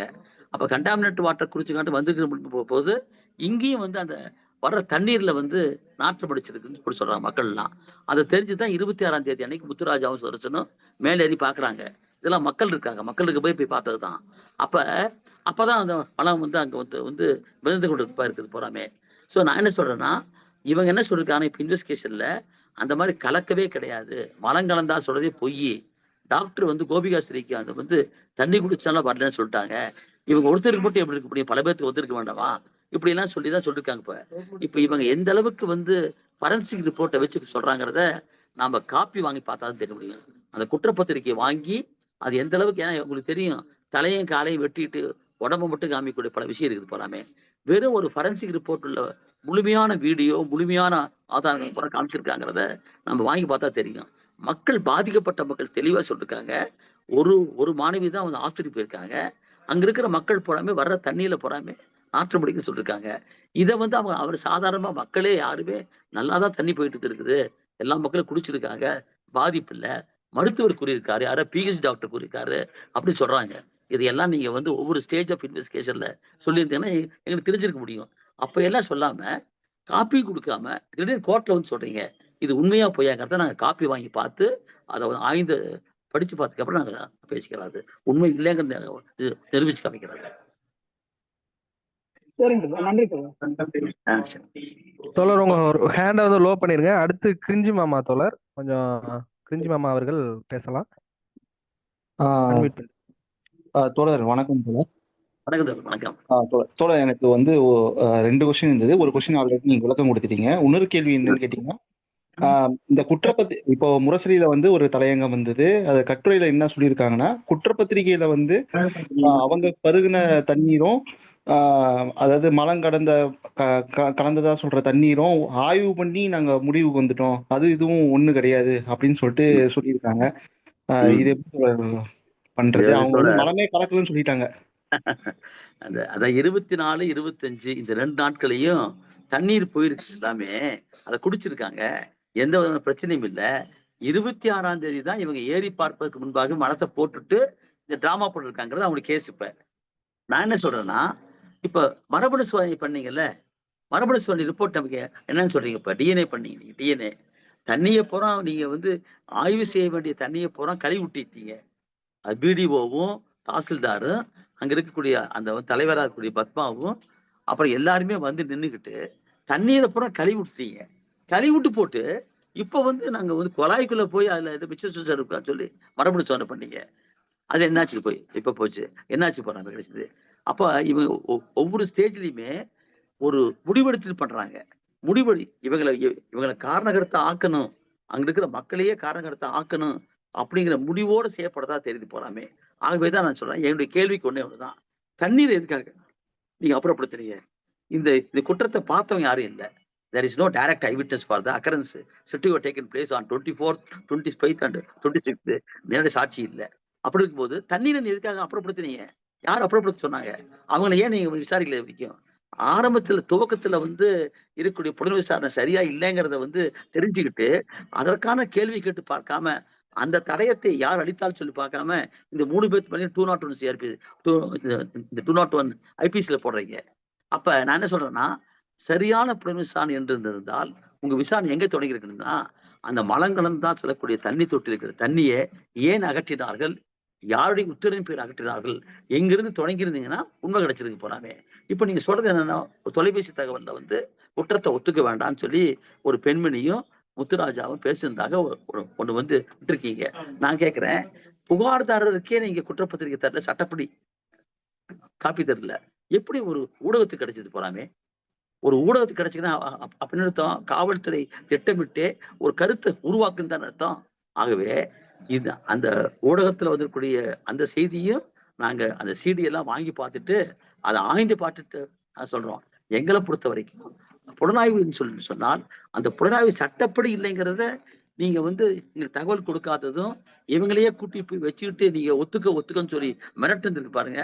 இந்த 2 விஷயம் போதும். இதை வச்சுட்டு கூட பேசிருக்கலாம். நீ ஒத்துக்காதீங்க அப்படின்னு சொல்றது எதுக்காக? ஒத்துக்க சொல்லி மிரட்டிருக்காங்க காவல்துறை. அதனால இவங்க முழுமையா பார்க்கணும்னா சார்ஜ் ஷீட்டை வாங்கி படிச்சுட்டு நாங்க அப்புறம் வந்து அப்ஜெக்ஷன் போடுறோம். அப்ப தெரியும் உண்மை போறாத்தையுமே. இப்ப எல்லாத்தையும் சொல்ல முடியாது. நன்றி தோழர். ஓகே தோழர். நன்றி தோழர். உங்க ஹேண்டை லோ பண்ணிருங்க தோழர். திருத்தோழர் அன்மியூட் பண்ணிட்டு நீங்க பேசுங்க. திருத்தோழர் இருக்கீங்களா? வணக்கம் தோழர். வணக்கம் தோழர். வணக்கம் தோழர். வணக்கம். அதான் தோழர், இப்ப இந்த சம்பவத்துல வந்து குற்றம் சாட்டப்பட்ட, அதாவது அந்த பாதிக்கப்பட்ட மக்களே வந்து குற்றம் சாட்டப்பட்டிருக்காங்க. ஆமா. அத அந்த மக்கள் வந்து தொடர்ச்சியா இன்னைக்கு வந்து சொல்றது என்னன்னா, அந்த ஊராட்சி மன்ற தலைவரோட கணவர் முத்தையா தான் இந்த செயலை வந்து செஞ்சிருக்காங்க அப்படின்னு வந்து தொடர்ச்சியா சொல்லிட்டு வராங்க. அவருக்கு பின்னணியில வந்து RSS இருக்கு அப்படின்றது வந்து இப்ப ஏதோ ரீசெண்டா நான் படிச்சேன் தோழர். RSS இருக்கு. அவர் ஒரு ஆதிக்க சாதி சங்கத்துல அந்த முத்திரைய சங்கத்துல இருக்காரு அப்படின்றது தெரிஞ்சிருக்கு. அதனாலதான் காவல்துறை வந்து இன்ன வரைக்குமே அவர் மேல நடவடிக்கை கூட எடுக்காம இருக்கு அப்படின்றது ஒண்ணு தோழர். நான் இப்ப இங்க ஒரு ஆர்குமெண்ட் முடிச்சுட்டு மாலைக்கு வந்து ஒரு தேநீர் சாப்பிட்டு ஒரு கடைக்கு வந்த உடை வாங்குறதுக்காக வந்தேன், நாளைக்கு காலையில் இருக்கிறதுக்காக. இப்ப பார்த்தா அந்த முத்திரை சமூகத்தை சார்ந்த மக்கள் வந்து புதுக்கோட்டையில வந்து ஆர்ப்பாட்டம் பண்றாங்க. என்னன்னா, அவங்க சமூகத்து மக்களுக்கு எதிராக இந்த நிலை வந்ததை வந்து ஆதரிச்சும் அவங்க மக்களை பாதுகாக்கிறதுக்கும் இப்போது ஆர்ப்பாட்டம் பண்றாங்க. இவங்க எதுக்கு ஆர்ப்பாட்டம் பண்ணணும்? இப்ப பாதிக்கப்பட்ட மக்கள் ஆர்ப்பாட்டம் பண்றதுக்கு தடை செய்றீங்க. ஆனா இந்த மக்களுக்கு வந்து இப்ப ஆர்ப்பாட்டம் பண்றதுனாவே இதுல இருந்து என்ன தெரியுது, பின்னணி இருக்குன்னு தெரிஞ்சு போறான். நான் சக்தி மெட்ரிகுலேஷன் ஸ்கூல்ல பார்த்தேன். அங்க அதே மாதிரிதான் வந்து அங்க இருக்கக்கூடிய ரவிக்குமார் அவன் பின்னணியில வந்து பிஜேபி இருக்குது, பயங்கரமா ஆதிக்க சாதி சக்திகள் இருக்காங்க, காவல்துறை இருக்குது போறான். அங்க அப்படிதான் மக்கள் போராடுறாங்க, அவங்க மேல கேஸ் போடுறீங்க. ஆனா அங்க நடந்திருக்கக்கூடிய சம்பவங்கள் சம்பந்தமா மக்கள் கேட்கறாங்க, அது வந்து விசாரணைக்கு வரல. இப்ப அதே மாதிரிதான் நீங்க சொன்ன அந்த குறிப்பிட்ட சமூகத்துக்கு பின்னால ஒரு வந்து இந்துத்துவ கும்பல் இருக்குன்னு நமக்கு தெரியுது போலாமே. அதெல்லாம் கொஞ்சம் வந்து அதை காப்பீஸ் வாங்கி பார்த்துட்டு தான் நம்ம கொஞ்சம் வந்து அதை பத்தி பேச விட்டு நினைக்கிறேன். அதுதான் தோழர். அது என்னோட கேள்வி என்னன்னா, மாநில அரசோட கட்டுப்பாட்டுல இருக்கும் போதே அந்த RSS ஓட அஜெண்டால தான் காவல்துறை வந்து இயங்குது. இப்ப நம்ம வந்து CBIக்கு மாற்றம் செய்ய கோரி இப்ப வந்து நம்ம அடுத்த கட்ட வழக்கு நோக்கி கொண்டு போறது வந்து இந்த வழக்கு வந்து தீர்க்குமா? இப்ப CBIயுமே வந்து இப்ப இது மாநில அரசோட கட்டுப்பாட்டுல இருக்கும் போதே காவல்துறை ஒண்ணும் செய்யாத போது அப்ப CBIன்னு போகும், மத்திய அரசுக்கு போகும்போது RSS ஓட பவர் வந்து இன்னும் மேலோங்கி இருக்குமே. அப்ப இந்த வழக்கு வந்து தீர்வு தருமா அப்படின்றதான் தொலைக்கு. நீங்க சொல்ற நமக்கு வந்து பொதுவாக காவல்துறை மேல எல்லாம் பெரிய நம்பிக்கை கிடையாது எப்பயுமே. நான் தான் சொல்றேன், பொதுவா காவல்துறை என்பது பிரிட்டிஷ் ஆட்சி காலத்துல இருந்தே ஒரு ஏவல் துறையா தான் இருக்குது. அது வந்து காலமாற்றம் இவ்வளவு ஆயிருந்தாலும் கூட இன்னைக்கும் அது காங்கிரஸ் பண்ணாலும் அல்லது இது வந்து அதிமுக இருந்தாலும் அதிமுக இருந்தாலும் காவல்துறை தான் ஒடுக்குமுறை கருவியா தான் இருக்குது, சாதியமா தான் இருக்குது. அதனால சென்ட்ரல் கவர்மெண்ட்டுக்கு போறதுனாலேயே பெரிய மாற்றம்னு சொல்ல மாட்டேன். ஆனா இங்க இருக்கிற திமுக ஆட்சியும் இங்க இருக்கிற மாநில அரசாங்கமும் ஒரு முடிவெடுத்து தலித் மக்கள் மேலே திணிக்கப்பட்ட பின்னால் நமக்கு இருக்கிற ஆல்டர்னேட்டிவ் என்ன? ஒண்ணு நம்ம கோர்ட்ல போய் ஃபைட் பண்ணணும், அல்லது முறையான புலன் விசாரணை கேட்கணும். அப்படிங்கிற போது கண்டிப்பா CBI தான் கேட்கணும். CBI கேட்கிற போது இப்ப நமக்கு இந்த தரவுகளும் வந்திருக்குல்ல, இந்த தரவுகளையும் நமக்கு இருக்கக்கூடிய அந்த சட்டப்படி இருக்கக்கூடிய வாய்ப்புகளையும் அங்க நாம பயன்படுத்துவோம். CBI வந்து ஒரு court monitored investigation 2G spectrum மாதிரி நம்ம என்ன செய்ய போறோம், சென்ட்ரல் கவர்மெண்ட்ல வந்து அல்லது இங்க இருக்க ஸ்டேட் கவர்மெண்ட்லயும் நம்ம வந்து ஹைகோர்ட்ல பெட்டிஷன் போட்டு ஒரு கோர்ட் மானிட்டர்ட் இன்வெஸ்டிகேஷன் அப்படின்னு போட்டு CBI வந்ததுன்னா அப்ப எல்லாத்தையும் பார்க்க முடியும் நமக்கு. அந்த அடிப்படையில் தான் கேட்கிறோம். முழுமையான நம்பிக்கையில் நமக்கு கிடையாது. நமக்கு CBI எல்லாம் பெரிய ஆனாலும் கூட இந்த சூழ்நிலையில இந்த வழக்கை பொறுத்த அளவுக்கு வேற வழி இல்லை. மாநில அரசாங்கத்துடைய காவல்துறையும் அதற்கு பின்னால வந்து அரசே இருக்கிற காரணத்தினால வேற வழி இல்லாம நம்ம அந்த மாதிரி கேட்கிறோம். ஆனா நீதிமன்றத்துல ஃபைட் பண்ணுவோம் நாங்க. ஓகே, மக்கள் மன்றம் தான் எல்லாத்துக்கும். மக்கள் மன்றத்துல போராட்டம் தான் வெற்றி பெறுமே தவிர இதுல மட்டும் வெற்றி பெற்ற முடியாது நம்ம. ஓகே ஓகே, நன்றி தோழர். தோழர் எஸ்ஐக்கு தோழர், தோழர் உங்க ஹேண்டை லோ பண்ணிக்கங்க தோழர், கொஞ்சம் கையை இறக்கிருங்க. எஸ்ஐக்கு தோழர், நீங்க உங்க கருத்தை கேட்கலாம் தோழர். வணக்கம் தோழர். வணக்கம் வணக்கம் தோழர். எனக்கு வந்து நான் கேட்கற கேள்விதான் இப்ப தோழர் ஒருத்தர் கமெண்ட் பண்ணிருக்காரு. என்னன்னா, நீங்க எல்லா இன்டர்வியூலயுமே எல்லா பேட்டிலையும் சொல்றீங்க தொட்டி வந்து இடிச்சிட்டாங்கன்னு சொல்றீங்க. இந்த டைஃபி தோழர்கள்லாம் வந்து தொட்டி இடிக்கணும்னு ஆர்ப்பாட்டம் பண்ணாங்க, போராட்டம் பண்ணாங்க. அதனால இப்ப சமூகத்துல என்ன பேசிட்டு இருக்காங்கன்னா, நீங்க டைஃபி தான் வந்து தொட்டி இடிச்சிட்டாங்க, சிபிஎம் சின்னத்துறை எம்எல்ஏ தான் வந்து தண்ணி திறந்து விட்டாங்கன்னு சொல்றாங்க தோழர். இது உண்மையா? இது என்ன? அதாவது நாம சொல்ல வந்த விஷயம் என்ன, நான் அதை சொல்லும் போது தொட்டி இடிக்கப்பட்டது வந்து சொன்னது சரியானது இல்ல. தொட்டியில் இருக்கிற தண்ணீரை இவங்க இத்தனை பேர் முன்னால் நின்று பிடிஓ, தாசில்தாரு, காவல்துறை அதிகாரி, பத்மா, அங்க இருக்க எல்லாமே ஒன்று சேர்ந்து நின்று கொண்டு அந்த மலம் கலந்ததா சொல்லக்கூடிய தண்ணி தொட்டியை ஏன் இடிச்சாங்க? சரி, இடிச்சாங்க, தண்ணி அகற்றுறாங்க. அகற்றுறதுன்னு தான் வந்து தப்பு. அந்த அகற்றதை வந்து சரி அதை ஏற்றுக்கொண்டு இருக்க கூடாது போறாமே. ஆகவே நாம என்ன கேட்கிறோம்னா, தண்ணியை வந்து அகற்றிருந்த போது அந்த ஆதாரமே போயிடுச்சு, அடிப்படையே போயிடுச்சு. அந்த அடிப்படை ஆதாரத்தை விட்டு போட்டு இப்ப வந்து வேற என்னமோ பேசிட்டு போறாங்க. அதுலதான் நான் பேசுறேன். சிபிஎம் தோழர்கள் என்ன பேசுறாங்கன்னு எனக்கு தெரியாது. எனக்கு இதுல வந்து எனக்கு நான் பார்த்த வரைக்கும் சிபிஐ தோழர்கள் ஆரம்பத்துல இருந்திருக்காங்க, சிபிஎம் தோழர்களும் வந்திருக்காங்க. ஆனா இதை நாங்க வந்து கம்ப்ளீட்டா அந்த மக்களை பூரா கேட்டு ஆராய்ச்சி பார்த்த வரைக்கும் வந்து தொட்டியில வந்து தண்ணி மலத்தோடு கலந்துருக்கிற தண்ணியை யாருடைய உத்தரவின் பேர்ல நீங்க அகற்றுனீங்க அதையே வந்து ஆய்வுக்கு உட்படுத்தல. அந்த மாதிரி அகற்ற வேண்டிய சூழ்நிலை இல்லாம இருந்தா இன்னைக்கு வந்து பல விஷயம் கிடைச்சிருக்கு போறாமே. இப்ப அந்த வந்து மலத்துக்கு அந்த தண்ணி தொட்டிக்குள்ளார வந்து பாலித்தீன் பேக்ல மலம் நடந்தது, அதை எடுத்தாங்க அப்படின்னு சொல்லக்கூடிய கூட்டு கொண்டாடுறீங்க.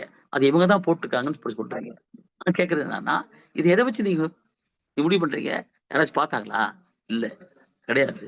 நீங்க பண்ற முடிவு போறாமே உரையாடல், இந்த வந்து தொலைபேசி உரையாடல் இருக்கக்கூடிய ஒரு கருத்தை வச்சுட்டு தான் இவங்க தான் பண்ணான்னு சொல்றீங்க. ரெண்டாவது இன்னொன்னு சொல்லிக்கிறீங்கன்னா, அவங்களுடைய செல்போன் இருக்கக்கூடிய இதை வந்து நாங்க இரேஸ் பண்ணிட்டாங்க, இரேஸ் பண்ணதை நாங்க ரிட்ரீவ் பண்ணி பார்த்தோன்னு சொல்றீங்க. நான் சொல்றேன், இந்த மக்களையே வந்து நீங்க வந்து கூட்டி வச்சு நீங்க ஒத்துக்குங்கன்னு சொல்லி விரட்டம் காட்டி தான் பயந்து சில பேர் பண்ணிருக்காங்க.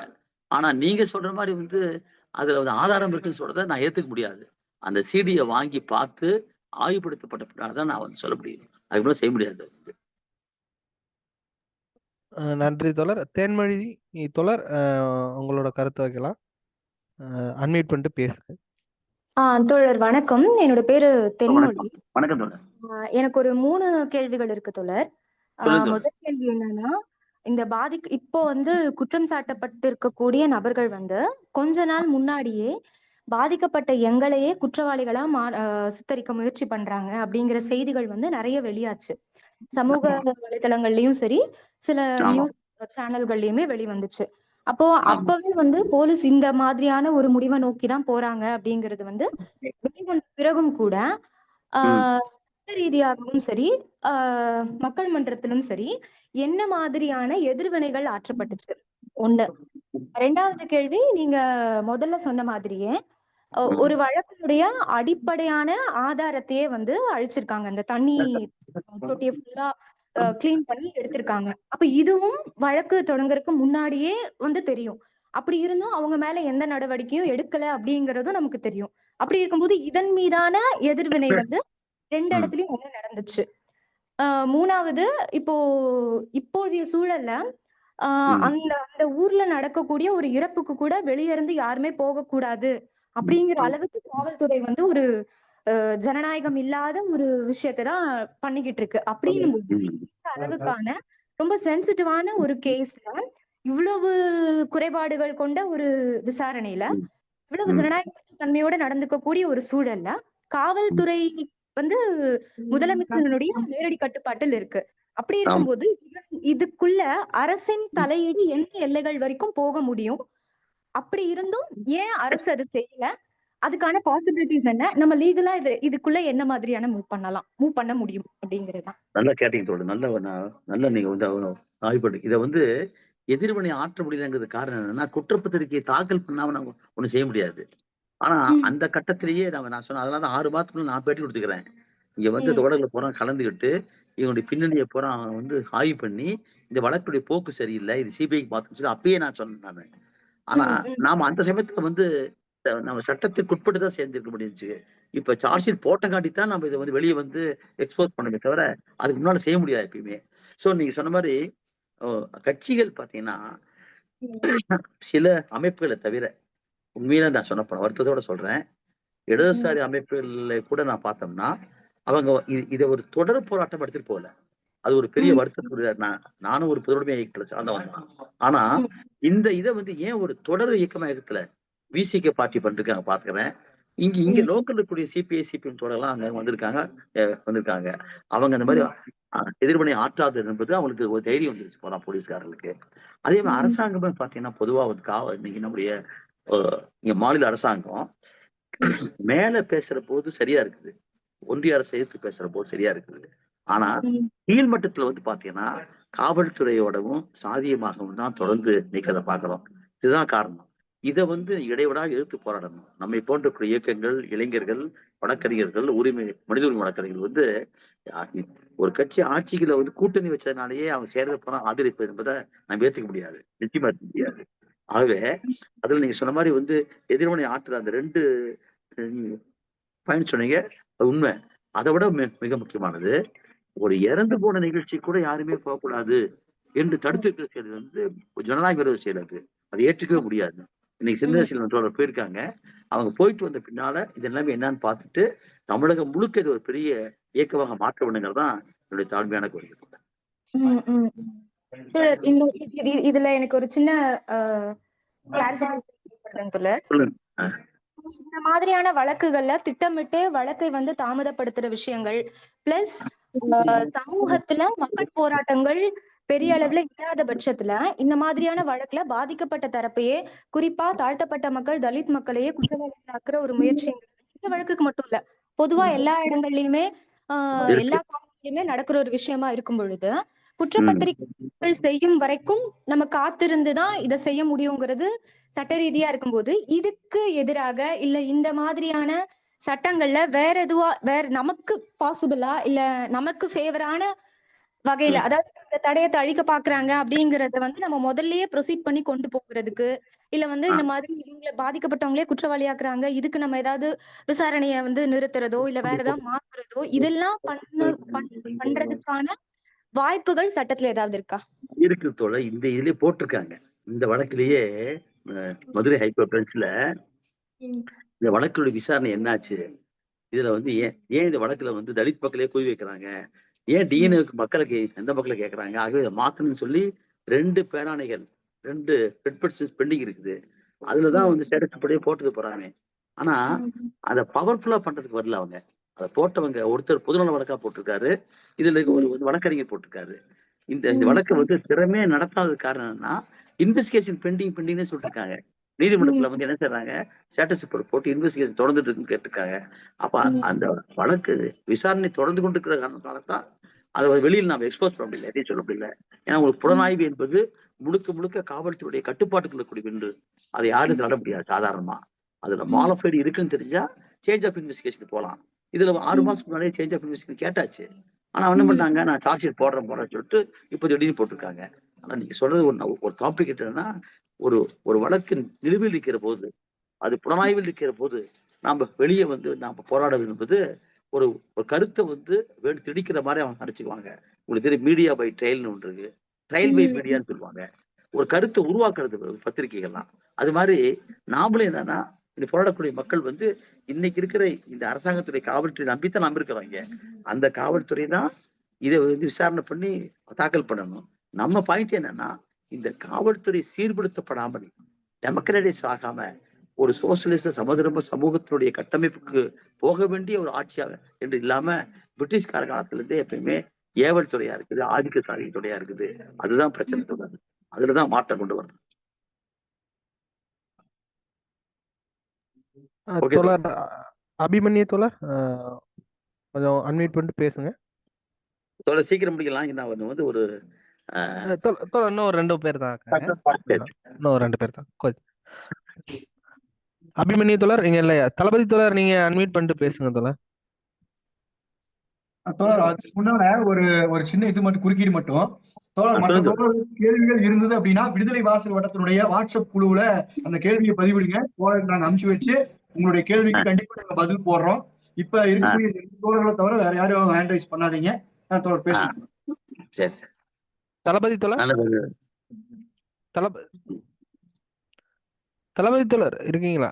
ஹிஷாம் தோழர் நீங்க பேசுங்க தோழர். ஹிஷாம் தோழர் வணக்கம். கேக்குதா தளபதி? வணக்கம் வணக்கம் கேக்குது.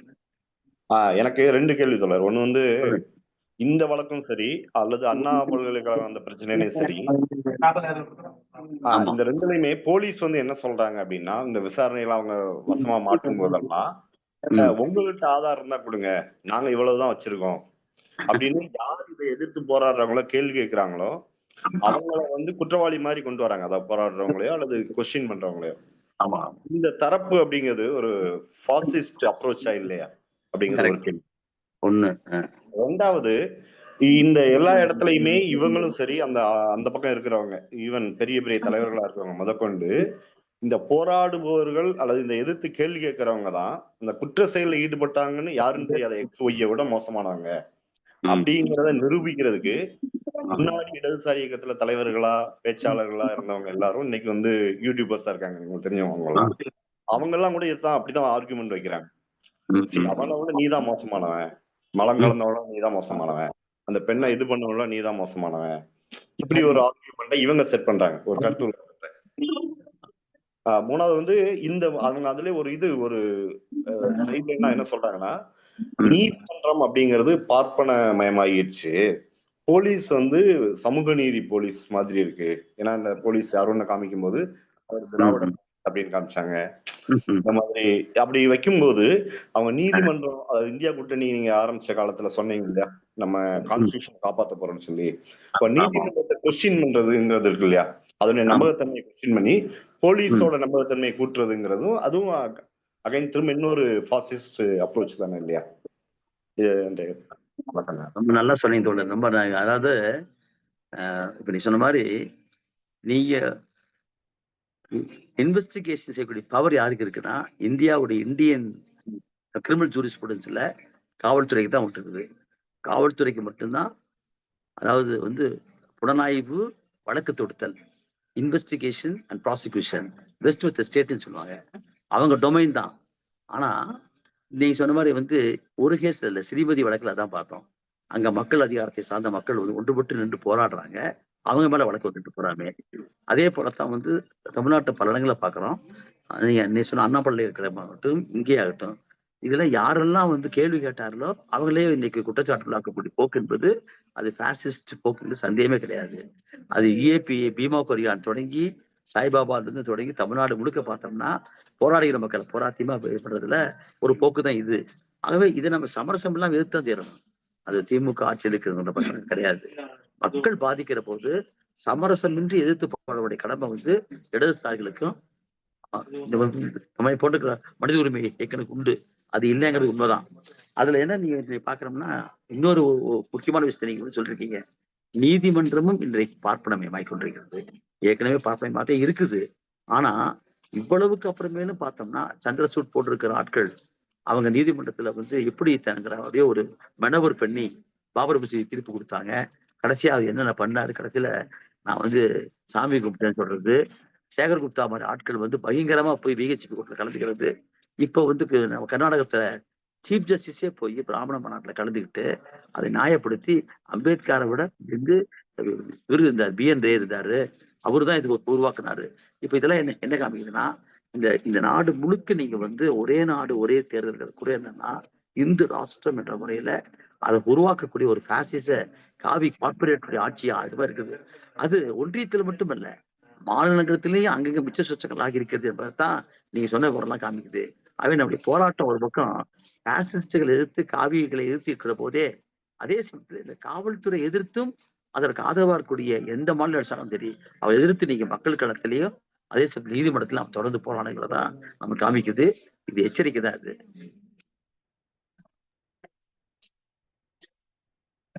இன்னும் ஒரு 2 பேர் இருக்காங்க தோழர், பேசலாமா தோழர்? அப்படியா?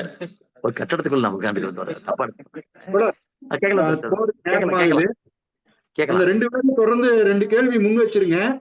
தோழர் 2 கேள்விக்கும் மொத்தமா பதில் சொல்லிட்டோம். ஹிஷாம் தோழர் நீங்க பேசிருங்க தோழர். தோழர் வணக்கம். நன்றி வணக்கம் தோழர்.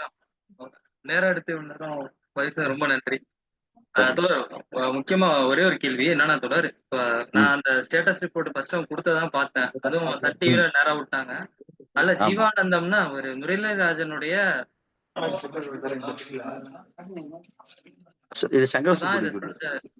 ஆமா அப்படின்னு ஒரு செய்தி வந்து வெளியே விட்டுருந்தாங்க. ஏறக்குறைய இந்த மீடியால தீர்ப்பு அளிச்சுட்டாங்க, அவங்கதான் செஞ்சுட்டாங்கிற மாதிரி அது வரவேச்சு. இப்ப அப்படி இருக்கும்போது அவங்களும் அந்த தண்ணீரை வந்து பருகிருப்பாங்க. இப்ப அந்த ஒரு கேள்வி இருக்கு. இன்னொரு கேள்வி என்னன்னா, இது இடைப்பட்ட காலத்துல ஒரு தோழர் ஒருத்தர் இன்டர்வியூ கொடுத்திருந்தாரு. அப்போ இந்த வேங்கவேல் வழக்கு நடந்து போலீஸ் வந்து அங்க பாதுகாப்புக்கு போடப்பட்ட நேரத்திலேயே வெளியூர்ல இருந்து ஆட்கள் வந்து தண்ணி தொட்டி வந்து இடிக்கிறதுக்கு ஒரு முயற்சி நடந்துச்சு, அதுக்கு வழக்கு போட்டிருக்கதா சொன்னாங்க. அப்போ ஆனா இந்த விஷயங்கள் எதுவுமே வெளியில வரல. வெளியூர்ல அதான் இது வந்து உண்மையா தோழர் அப்படின்னு தெரிஞ்சுக்கலாம். இல்ல நான் எனக்கு தெரிஞ்ச வரைக்கும் என்னன்னா, முதல்ல வந்து எப்பயுமே நமக்கு என்னன்னா, ஒரு போலீஸ் வந்து குற்றப்பத்திரிகை தாக்கல் பண்ண உடனேயே அதைவே நம்ம வந்து சாசுமானம் போட்டு ஏற்றுக்கொள்ள மனோபாவம் இருக்கு பாருங்க, அது ரொம்ப ஏற்றுக்கொள்ளக்கூடிய ஒன்று அல்ல. ஏன்னா காவல்துறை யார் பக்கம் நிக்கிறாங்கிறது தானே முக்கியம். ஒரு 1000 தொழிலாளிக்கு போராடுற போது 1000 தொழிலாளிக்கு வர்றான், அங்க இருக்கிற மெஷினை காப்பாத்துறதுக்கு ஒரு முதலாளி காப்பாத்தான் வர்றான். அதான் காவல்துறை. இந்த காவல்துறையை ஜனநாயகப்படுத்துங்கிறதுக்காகத்தான் பிரகாஷ் சிங் வழக்குல வந்து 2006ஆம் ஆண்டே சுப்ரீம் கோர்ட் வந்து முதல்ல வந்து காவல்துறை பழைய அந்த 1860 உருவாக்கப்பட்ட காவல்துறை தான் இன்னைக்கு இருக்குது. அந்த போலீஸ் ஸ்டேஷன் ஆர்டர் தான் இப்பயும் இருக்குது. அதை மாத்தி டெமோக்ராட்டைஸ் பண்ணி சொல்றாங்க. அப்ப என்னன்னா, அது வந்து மக்களுக்கான காவல்துறையா மாற்ற வேண்டிய பொறுப்பு நமக்கு இருக்கு. அது மாதிரி மாறல, ஆட்சி மாறி இருக்குது. அப்புறம் பிரிட்டிஷ்காரன்ட்டு இருந்து இந்திய நாட்டுக்கு வந்திருக்கே தவிர காவல்துறை அப்படியே இருக்கு. அவன் செய்யக்கூடிய அந்த செயல் வந்து இப்ப ஸ்ரீமதி வழக்கு அப்படிதான். அவ்வளவு பெரிய போராட்டம் நடந்து கூட கடைசியில் என்னாச்சுன்னா தற்கொலை சொல்லி முடிச்சுட்டான் போறாமே. இப்ப அதை எதிர்த்து நாங்க கடுமையா போராடி ஆய்வு செஞ்சு அதை ஆட்சேபனை போட்டுக்கிறோம். ஆட்சேபனை போட்டு ஏன் கோர்ட்ல வந்து முதல் அந்த இன்வெஸ்டிகேஷனே நீங்க வந்து மறைச்சிங்க. காலையில 5:30 மணிக்கே வந்து நிர்வாகம் வந்து அவங்க அம்மா செல்விக்கு தகவல் கொடுத்தாச்சு, போலீஸ் வந்து விசாரிச்சாச்சு. ஆனா போலீஸ் விசாரிச்ச பின்னால 11:30 மணிக்கு மேலதான் செல்விகிட்ட இருந்து புகார் வாங்கி போட்டிருக்காங்க. அப்ப அதுக்கு முன்னால் நடந்தக்கூடிய அந்த இதை ஏன் மறைச்சிங்க என்பதை நாங்க இப்ப அமலப்படுத்துறோம். அதே மாதிரியே தான் இதுலயும் வந்து அந்த தண்ணீர் தொட்டியை வந்து அகற்றுங்கிற போது மார்க்சிஸ்ட் கட்சி சார்ந்தவர்கள் வந்து தொட்டியை எல்லாத்தையும் இடிச்சு தனித்தனியா கட்டுன்னு சொன்னாங்க. அது சு வெங்கடேசன் எம்பியை கூட சொன்னதா சொன்னாங்க எனக்கு. அதாவது வந்து தனித்தனியா கட்ட, ஏற்கனவே நம்ம சமமா இருக்கிறது தான் போராடுறோம், சமத்துவத்தை கொண்டாடுறோம். அந்த தொட்டியில வந்து 2 பேருக்கும் தனித்தனியா வைக்கணும்னு சொன்னதே தப்புன்னு சொல்றது வந்து எனக்கு சரியானதுதான். ஆனா இந்த வழக்கை பொறுத்த அளவுக்கு நம்ம கிட்ட இருக்கிற ஒரே ஒரு கேள்வி வந்து, தண்ணி தொட்டில் இருக்கிற தண்ணியை வந்து இந்த வழக்கு விசாரணைக்கு அப்போ புகார் தாக்கல் செய்யப்பட்ட பின்னால ஏன் அதை அகற்றினாங்கிறதான் கேள்வி. இதுக்கான பதில் இல்லை, இன்னைக்கு வரைக்கும் இல்லை. நான் சார்ஜ் ஷீட் வாங்கினதுக்கு அப்புறம் தான் மத்தெல்லாம் பார்க்க முடியும். அந்த அடிப்படையில வந்து நீங்க சொன்னது வந்து தோழர்கள் பல பேர் பல வீட்டில் வர்றாங்க. ஒரு புலன் விசாரணையை வந்து அமெரிக்கா மாதிரி நாடுகள்ல வந்து இன்குசிட்டிவல் சிஸ்டம் ஒன்று இருக்குது. அப்படின்னு என்ன அர்த்தம்னா, நீதிபதிகளே போய் வந்து ஆய்வு பண்ணுவாங்க. அதுக்கு பேர் இன்குசிட்டிவல் சிஸ்டம். நம்ம நாட்டுல அப்படி இல்லை, காவல்துறைக்கு தான் அந்த அதிகாரம் இருக்குது. ஸோ ஒரு ஒரு வழக்குல வந்து யாருக்கெல்லாம் வந்து இப்ப நீங்க பாத்துக்கலாம், ராமஜெயம் கேஸ் பார்த்துருப்பீங்க, நேருடைய தம்பி. அந்த ராமஜெயம் கேஸ் எப்ப நடந்தது, எத்தனை வருஷம் ஆகி போச்சு, ஏன் கண்டுபிடிக்க முடியல? இன்னைக்கு எத்தனையோ பேப்பர்ல போட்டாங்க, சன்மானந்தரன் சொன்னாங்க, கண்டுபிடிக்க முடியலையே. அப்ப எவ்வளவு சிபிஐக்கு போச்சு, மீண்டும் ஸ்டேட் கவர்மெண்ட் வந்துச்சு. அது மாதிரி இப்ப என்ன சொல்றாங்க, இந்தியாவிலேயே நவீனமான முறையில விஞ்ஞானத்தை பயன்படுத்தி நாங்க கண்டுபிடிச்ச வழக்குன்னு சொல்லிருக்காங்க. அப்படி இருந்ததுன்னா ஏன் அதுல வந்து நீங்க வன்கொடுமை தடுப்பு சட்டத்துடைய கூறுகளை பயன்படுத்தல? ஒவ்வொரு நிலையிலையும் வந்து அவனுக்கு ஏன் சொல்லல, வந்து இன்ஃபார்மலுக்கு சொல்ல, பாதிக்கப்பட்டவர்கள் சொல்ல. அப்புறம் அது மட்டும் இல்ல, 60 நாளைக்குள்ள போடணும். போடாம நீங்க காலதாமதப்படுத்த போது என்னன்னா காரணம் போட்டு சொல்லணும்ல, அதுவும் சொல்லல. அதுவே ஒட்டுமொத்தமா என்ன எப்பயுமே எப்படின்னா, அக்யூஸ்ட நிர்ணயம் பண்ணிட்டு விசாரணை பண்ணுவதுங்கிற போது நியாயம் கிடைக்காது. அக்யூஸ்ட நிர்ணயம் பண்ணாம நேர்மையான புலன் விசாரணையா இருந்ததுன்னா என்ன வர முடியும்? அதுல வந்து நியாயமான குற்றவாளி யாரோ, குற்றஞ்சாட்டப்பட்ட யாரோ வர முடியும், அல்லது அன்டிடக்டபிள்னு வரலாம். இப்போ ராமஜெயம் கேஸ்ல வந்து என்னாச்சு, யாருன்னே தெரியாது சொல்லி இன்னைக்கு வரைக்கும் தெரியல போறாமே. அதே மாதிரிதான் இங்க வந்திருக்கு வேணும். ஆனா என்ன செய்திருக்காங்க, ஏற்கனவே இவங்க மேல திருப்பி ஏன்னா வழக்கை சீக்கிரம் முடிக்க பாக்குறாங்க. இந்த வழக்குல இப்பதான் நான் கேள்விப்பட்டேன். வழக்கறிஞர்கிட்டயே பேசுறாங்களாம் அந்த காவல்துறை அதிகாரிய. 200 ரூபாய் கொடுத்தா போதும். அது ஆட்டோமேட்டிக்கா உங்களுக்கு வந்து ஃபைன் போட்டு விட்டுருவாங்க. ஏன் இப்ப போட்டு பெருசுப்படுத்துறீங்க என்று காவல்துறை அதிகாரிகளே சொல்றதாக வழக்கறிஞர் சகோதரர்லாம் சொல்றாங்க. அப்ப நீங்க என்னன்னா வழக்கை சீக்கிரம் முடிக்கணும், நிர்பந்தப்படுத்துறது ஒரு பக்கம். 2வது யார் மேல முடிக்க முடியும்? பாதிக்கப்பட்டவன் யாரு? தலித் தானே அவன் காலங்காலமா ஒடுக்கப்பட்டு கிடக்கும் தானே. அவனுக்கு யார் கேட்க போறா, கேள்வி கேட்க போறா? அந்த முடிவுல தான் இந்த மாதிரி முடிவு வந்திருக்கிறதாக நான் கருதுறேன். அந்த குற்றப்பத்திரிக்கை வாங்கின பிறகு சட்டப்படி அதை எப்படி ஆய்ந்து பண்ண பார்க்கணுமோ அது நீதிமன்றத்தில் நாம் செய்வோம். அதே சமயத்துல மக்கள் மத்தியில வந்து இது போன்ற நிலைமைகளை எல்லாம் தோலுரிச்சு காமிக்கிறதுக்கு வலுவான ஒரு மக்கள் இயக்க தேவை தோழர். ஓகே தோழர். கிரிஞ்சி தோழர். நன்றி தோழர். நன்றி தோழர், இவ்வளவு நேரம் நீங்க பொறுமையா பதில் சொன்னதுக்கு. எனக்கு ஒரே ஒரு கொஸ்டின் தான் தோழர். எல்லா சமூக பிரச்சனைக்குமே நீங்க வந்து கோர்ட்ல போய் தீர்வு வாங்கிக்கிங்க அப்படின்னு சொல்ற அணுகுமுறையை அரசு தொடர்ச்சியா பண்றதுனால கோர்ட்டுக்கோட லோடு வந்து இன்க்ரீஸ் ஆகுது. இப்ப சாதாரண ஒரு சாம்சங் விஷயத்துல வந்து நான் சங்கம் பதிவு பண்றது 45 நாள்ல கண்டிப்பா பண்ணி ஆகணும். அதை வந்து நீங்க கோர்ட்ல போய் நீங்க வாங்கிக்கிங்க. இப்ப வேங்கவையெல்லாம் நீங்க கோர்ட்ல போய் வாங்கிக்கிங்க அப்படின்னு சொல்லிட்டு தொடர்ச்சியாக கோர்ட்டுக்கு பலு கொடுக்கறத கோர்ட்டு கண்டிக்காதா, இல்ல இந்த வக்கீல் சங்கம் வந்து இதை கண்டிக்க தேவையில்லையா அப்படின்னு கேட்கிறேன். நல்ல கேள்விதான் தோழர். நீங்க இப்ப வந்து குற்றம் என்று சொன்னால் கிரைம் கிரைம் ஒரு குற்றம் நடப்பதற்கு முன்பாகவே தடுக்க வேண்டிய பொறுப்பு யாருக்கு இருக்கு? அரசாங்கத்தான் உண்டு. இந்த வன்கொடுமை தடுப்பு சட்டத்தையே பாத்தீங்கன்னா இது வன்கொடுமை தடுப்பு சட்டம். It's a preventive act. அதுல சொல்றாங்க எந்தெந்த பகுதிகளில் எல்லாம் தலித் மக்கள் பாதிக்கப்படுகிறார்களோ அதெல்லாம் வந்து அட்ராசிட்டி ப்ரோன் ஜோனாக அறிவிக்க வேண்டும் சொல்லிருக்காங்க. அந்த மாதிரி தடுக்கிற நடவடிக்கை எடுக்கலையே. செக்ஷன் 10ல பாத்தீங்கன்னா எந்த ஒரு ஆதிக்க சாதியை சார்ந்திருக்கிறோமோ அந்த பகுதியில் இருக்கிற தலித் மக்களை வந்து அடக்கிறான், ஒடுக்குமுறை பண்றான்னு சொன்னா அதை முன்கூட்டியே ஆய்ந்து உங்கள்கிட்ட செய்தி இருக்குது, ஐஎஸ் இருக்குது, சிபிசிடி இருக்குது, என்னென்னமோ போலீஸ்ல வச்சிருக்கீங்க, விஓ இருக்கிறான், எல்லாம் இருக்காங்க. அப்ப இவங்க மூலியமா உங்களுக்கு தெரியும் இந்த இடத்துல இந்த மாதிரி. ஏன்னா இந்த வேங்கை வகைகள் பகுதியில வந்து இரட்டை டம்ளர் இருக்கிறதுக்கான வழக்கு இருக்கிறத பார்த்தேன் நானு. அது மட்டுமல்ல அந்த பகுதியில வந்து கோயிலுக்குள்ளேயே போக முடியல, அதை பார்த்தேன் நானு. அது மட்டுமல்ல எங்க ஒருத்தர் சாமி சொல்றான்னு சொல்லிட்டு தெரியாதனமா அந்த காட்டுக்குள்ள போயிட்டாங்களாமா இந்த மக்கள். அது ஒரு பெரிய இஷ்யூ ஆயிருக்காங்க போலமே. அதை பார்த்தேன். அங்க இருக்கிற மக்கள் பல பேர் பழைய செட்டியார் நிலத்தை ஓடிட்டு இருக்காங்க. இவங்க எப்பறம் இவங்க தலித் மக்கள் நிலத்தை ஓட்டுறான்னு சொல்லிட்டு அவங்களை அப்புறப்படுத்துறதுக்காக குறிப்பிட்ட ஒரு சாதி ஆதிக்க சாதி மக்கள் முயற்சி பண்றாங்க. இந்த பின்னணி எல்லாம் நீங்க வந்து ஆய்ந்து பார்த்து யாரோ காரணம் இருக்கான்னு சொல்லி தடுத்திருக்க வேணும். தடுத்திருக்க வேண்டிய அரசாங்கம் கண்பிடிக்க போதுதான் இதெல்லாம் நடக்குது. அது குற்றம் நடந்த பின்னால அதை இன்வெஸ்டிகேஷன் பண்ற பொறுப்பு யாருக்கு? நமக்கு கிடையாது இல்ல, அவனுக்கு தானே பொறுப்பு. ஆனா எது எப்படி இருந்தாலும் விழிப்புணர்வு என்பது மக்கள் வந்து எந்த ஒரு குற்றத்தை பார்த்தாலும் அதை உடனே சட்டப்படி அதை உடனே உணர்ந்து கொண்டு மக்களுக்கு வந்து நிக்கணுங்கிறது தான் முக்கியம். இந்த வழக்குல நீங்க பார்த்தப்போ நாங்க வந்து இரட்டை கொலை வழக்குல அந்த ஆணவ கொலையில பார்த்தோம். அந்த ஆணவ கொலையில வந்து ஒரு கூட்டு இயக்கமாக வழக்கறிஞர்களை வந்து ஆரம்பத்திலிருந்து கூட இருந்தாங்க. ஆகவேதான் அதுல இப்போ வந்து மரண தண்டனை கொடுத்திருக்காங்க போறாமே. இதே மாதிரி இந்த இதுலயும் வந்து மக்கள் திரண்டிருக்காங்க. ஆனா வழக்கு விசாரணையின் போது நாம் யாருமே திரண்ட முடியாம போச்சு.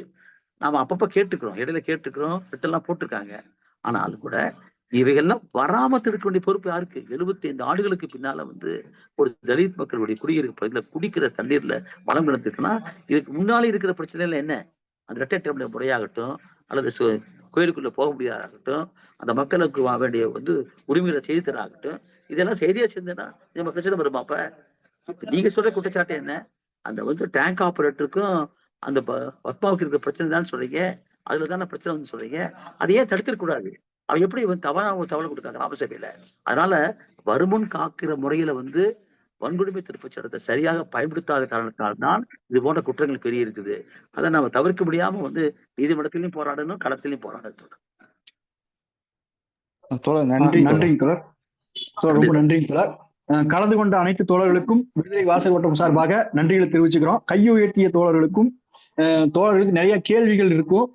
கேள்விகள் இருக்கக்கூடிய தோழர்கள் இல்ல கொஞ்சம் லேட்டா வந்திருக்கக்கூடிய தோழர்கள் இது முழுக்க அப்படியே யூடியூப்ல பதிவேற்றப்படும், கேளுங்க. அது மாதிரி உங்களுக்கு ஏதாவது கேள்விகள் இருந்ததுன்னா விடுதலை வாசகர் வட்டத்தினுடைய வாட்ஸ்அப் குழுவுல கேள்விகளை பதிவிடுங்க. நாங்க தோழரை தொடர்பு கொண்டு உங்களுக்கு பதில் வாங்கி தரோம். தோழர், உங்களுடைய இடைவிடாத பல கள போராட்டங்களுக்கு மத்தியிலையும் இன்னைக்கு கூட நீங்க கோர்ட்ல இருந்துகிட்டு நேரடியா அப்படியே இங்க வந்து கலந்துகிட்டீங்க அப்படின்றத தோழர்களுக்கு நான் தெரிவிச்சுக்கிறேன்.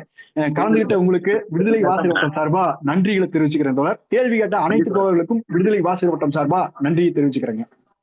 நீங்களா தான் எனக்கு இன்ஸ்பிரேஷன். இப்ப உங்க மாதிரி தோழர்களுடைய ஒத்துழைப்புல தான், உச்சாரத்தில் தான் நம்ம வந்து பணியாற்றுறோம். நன்றி, அனைவருக்கு நன்றி. நன்றி.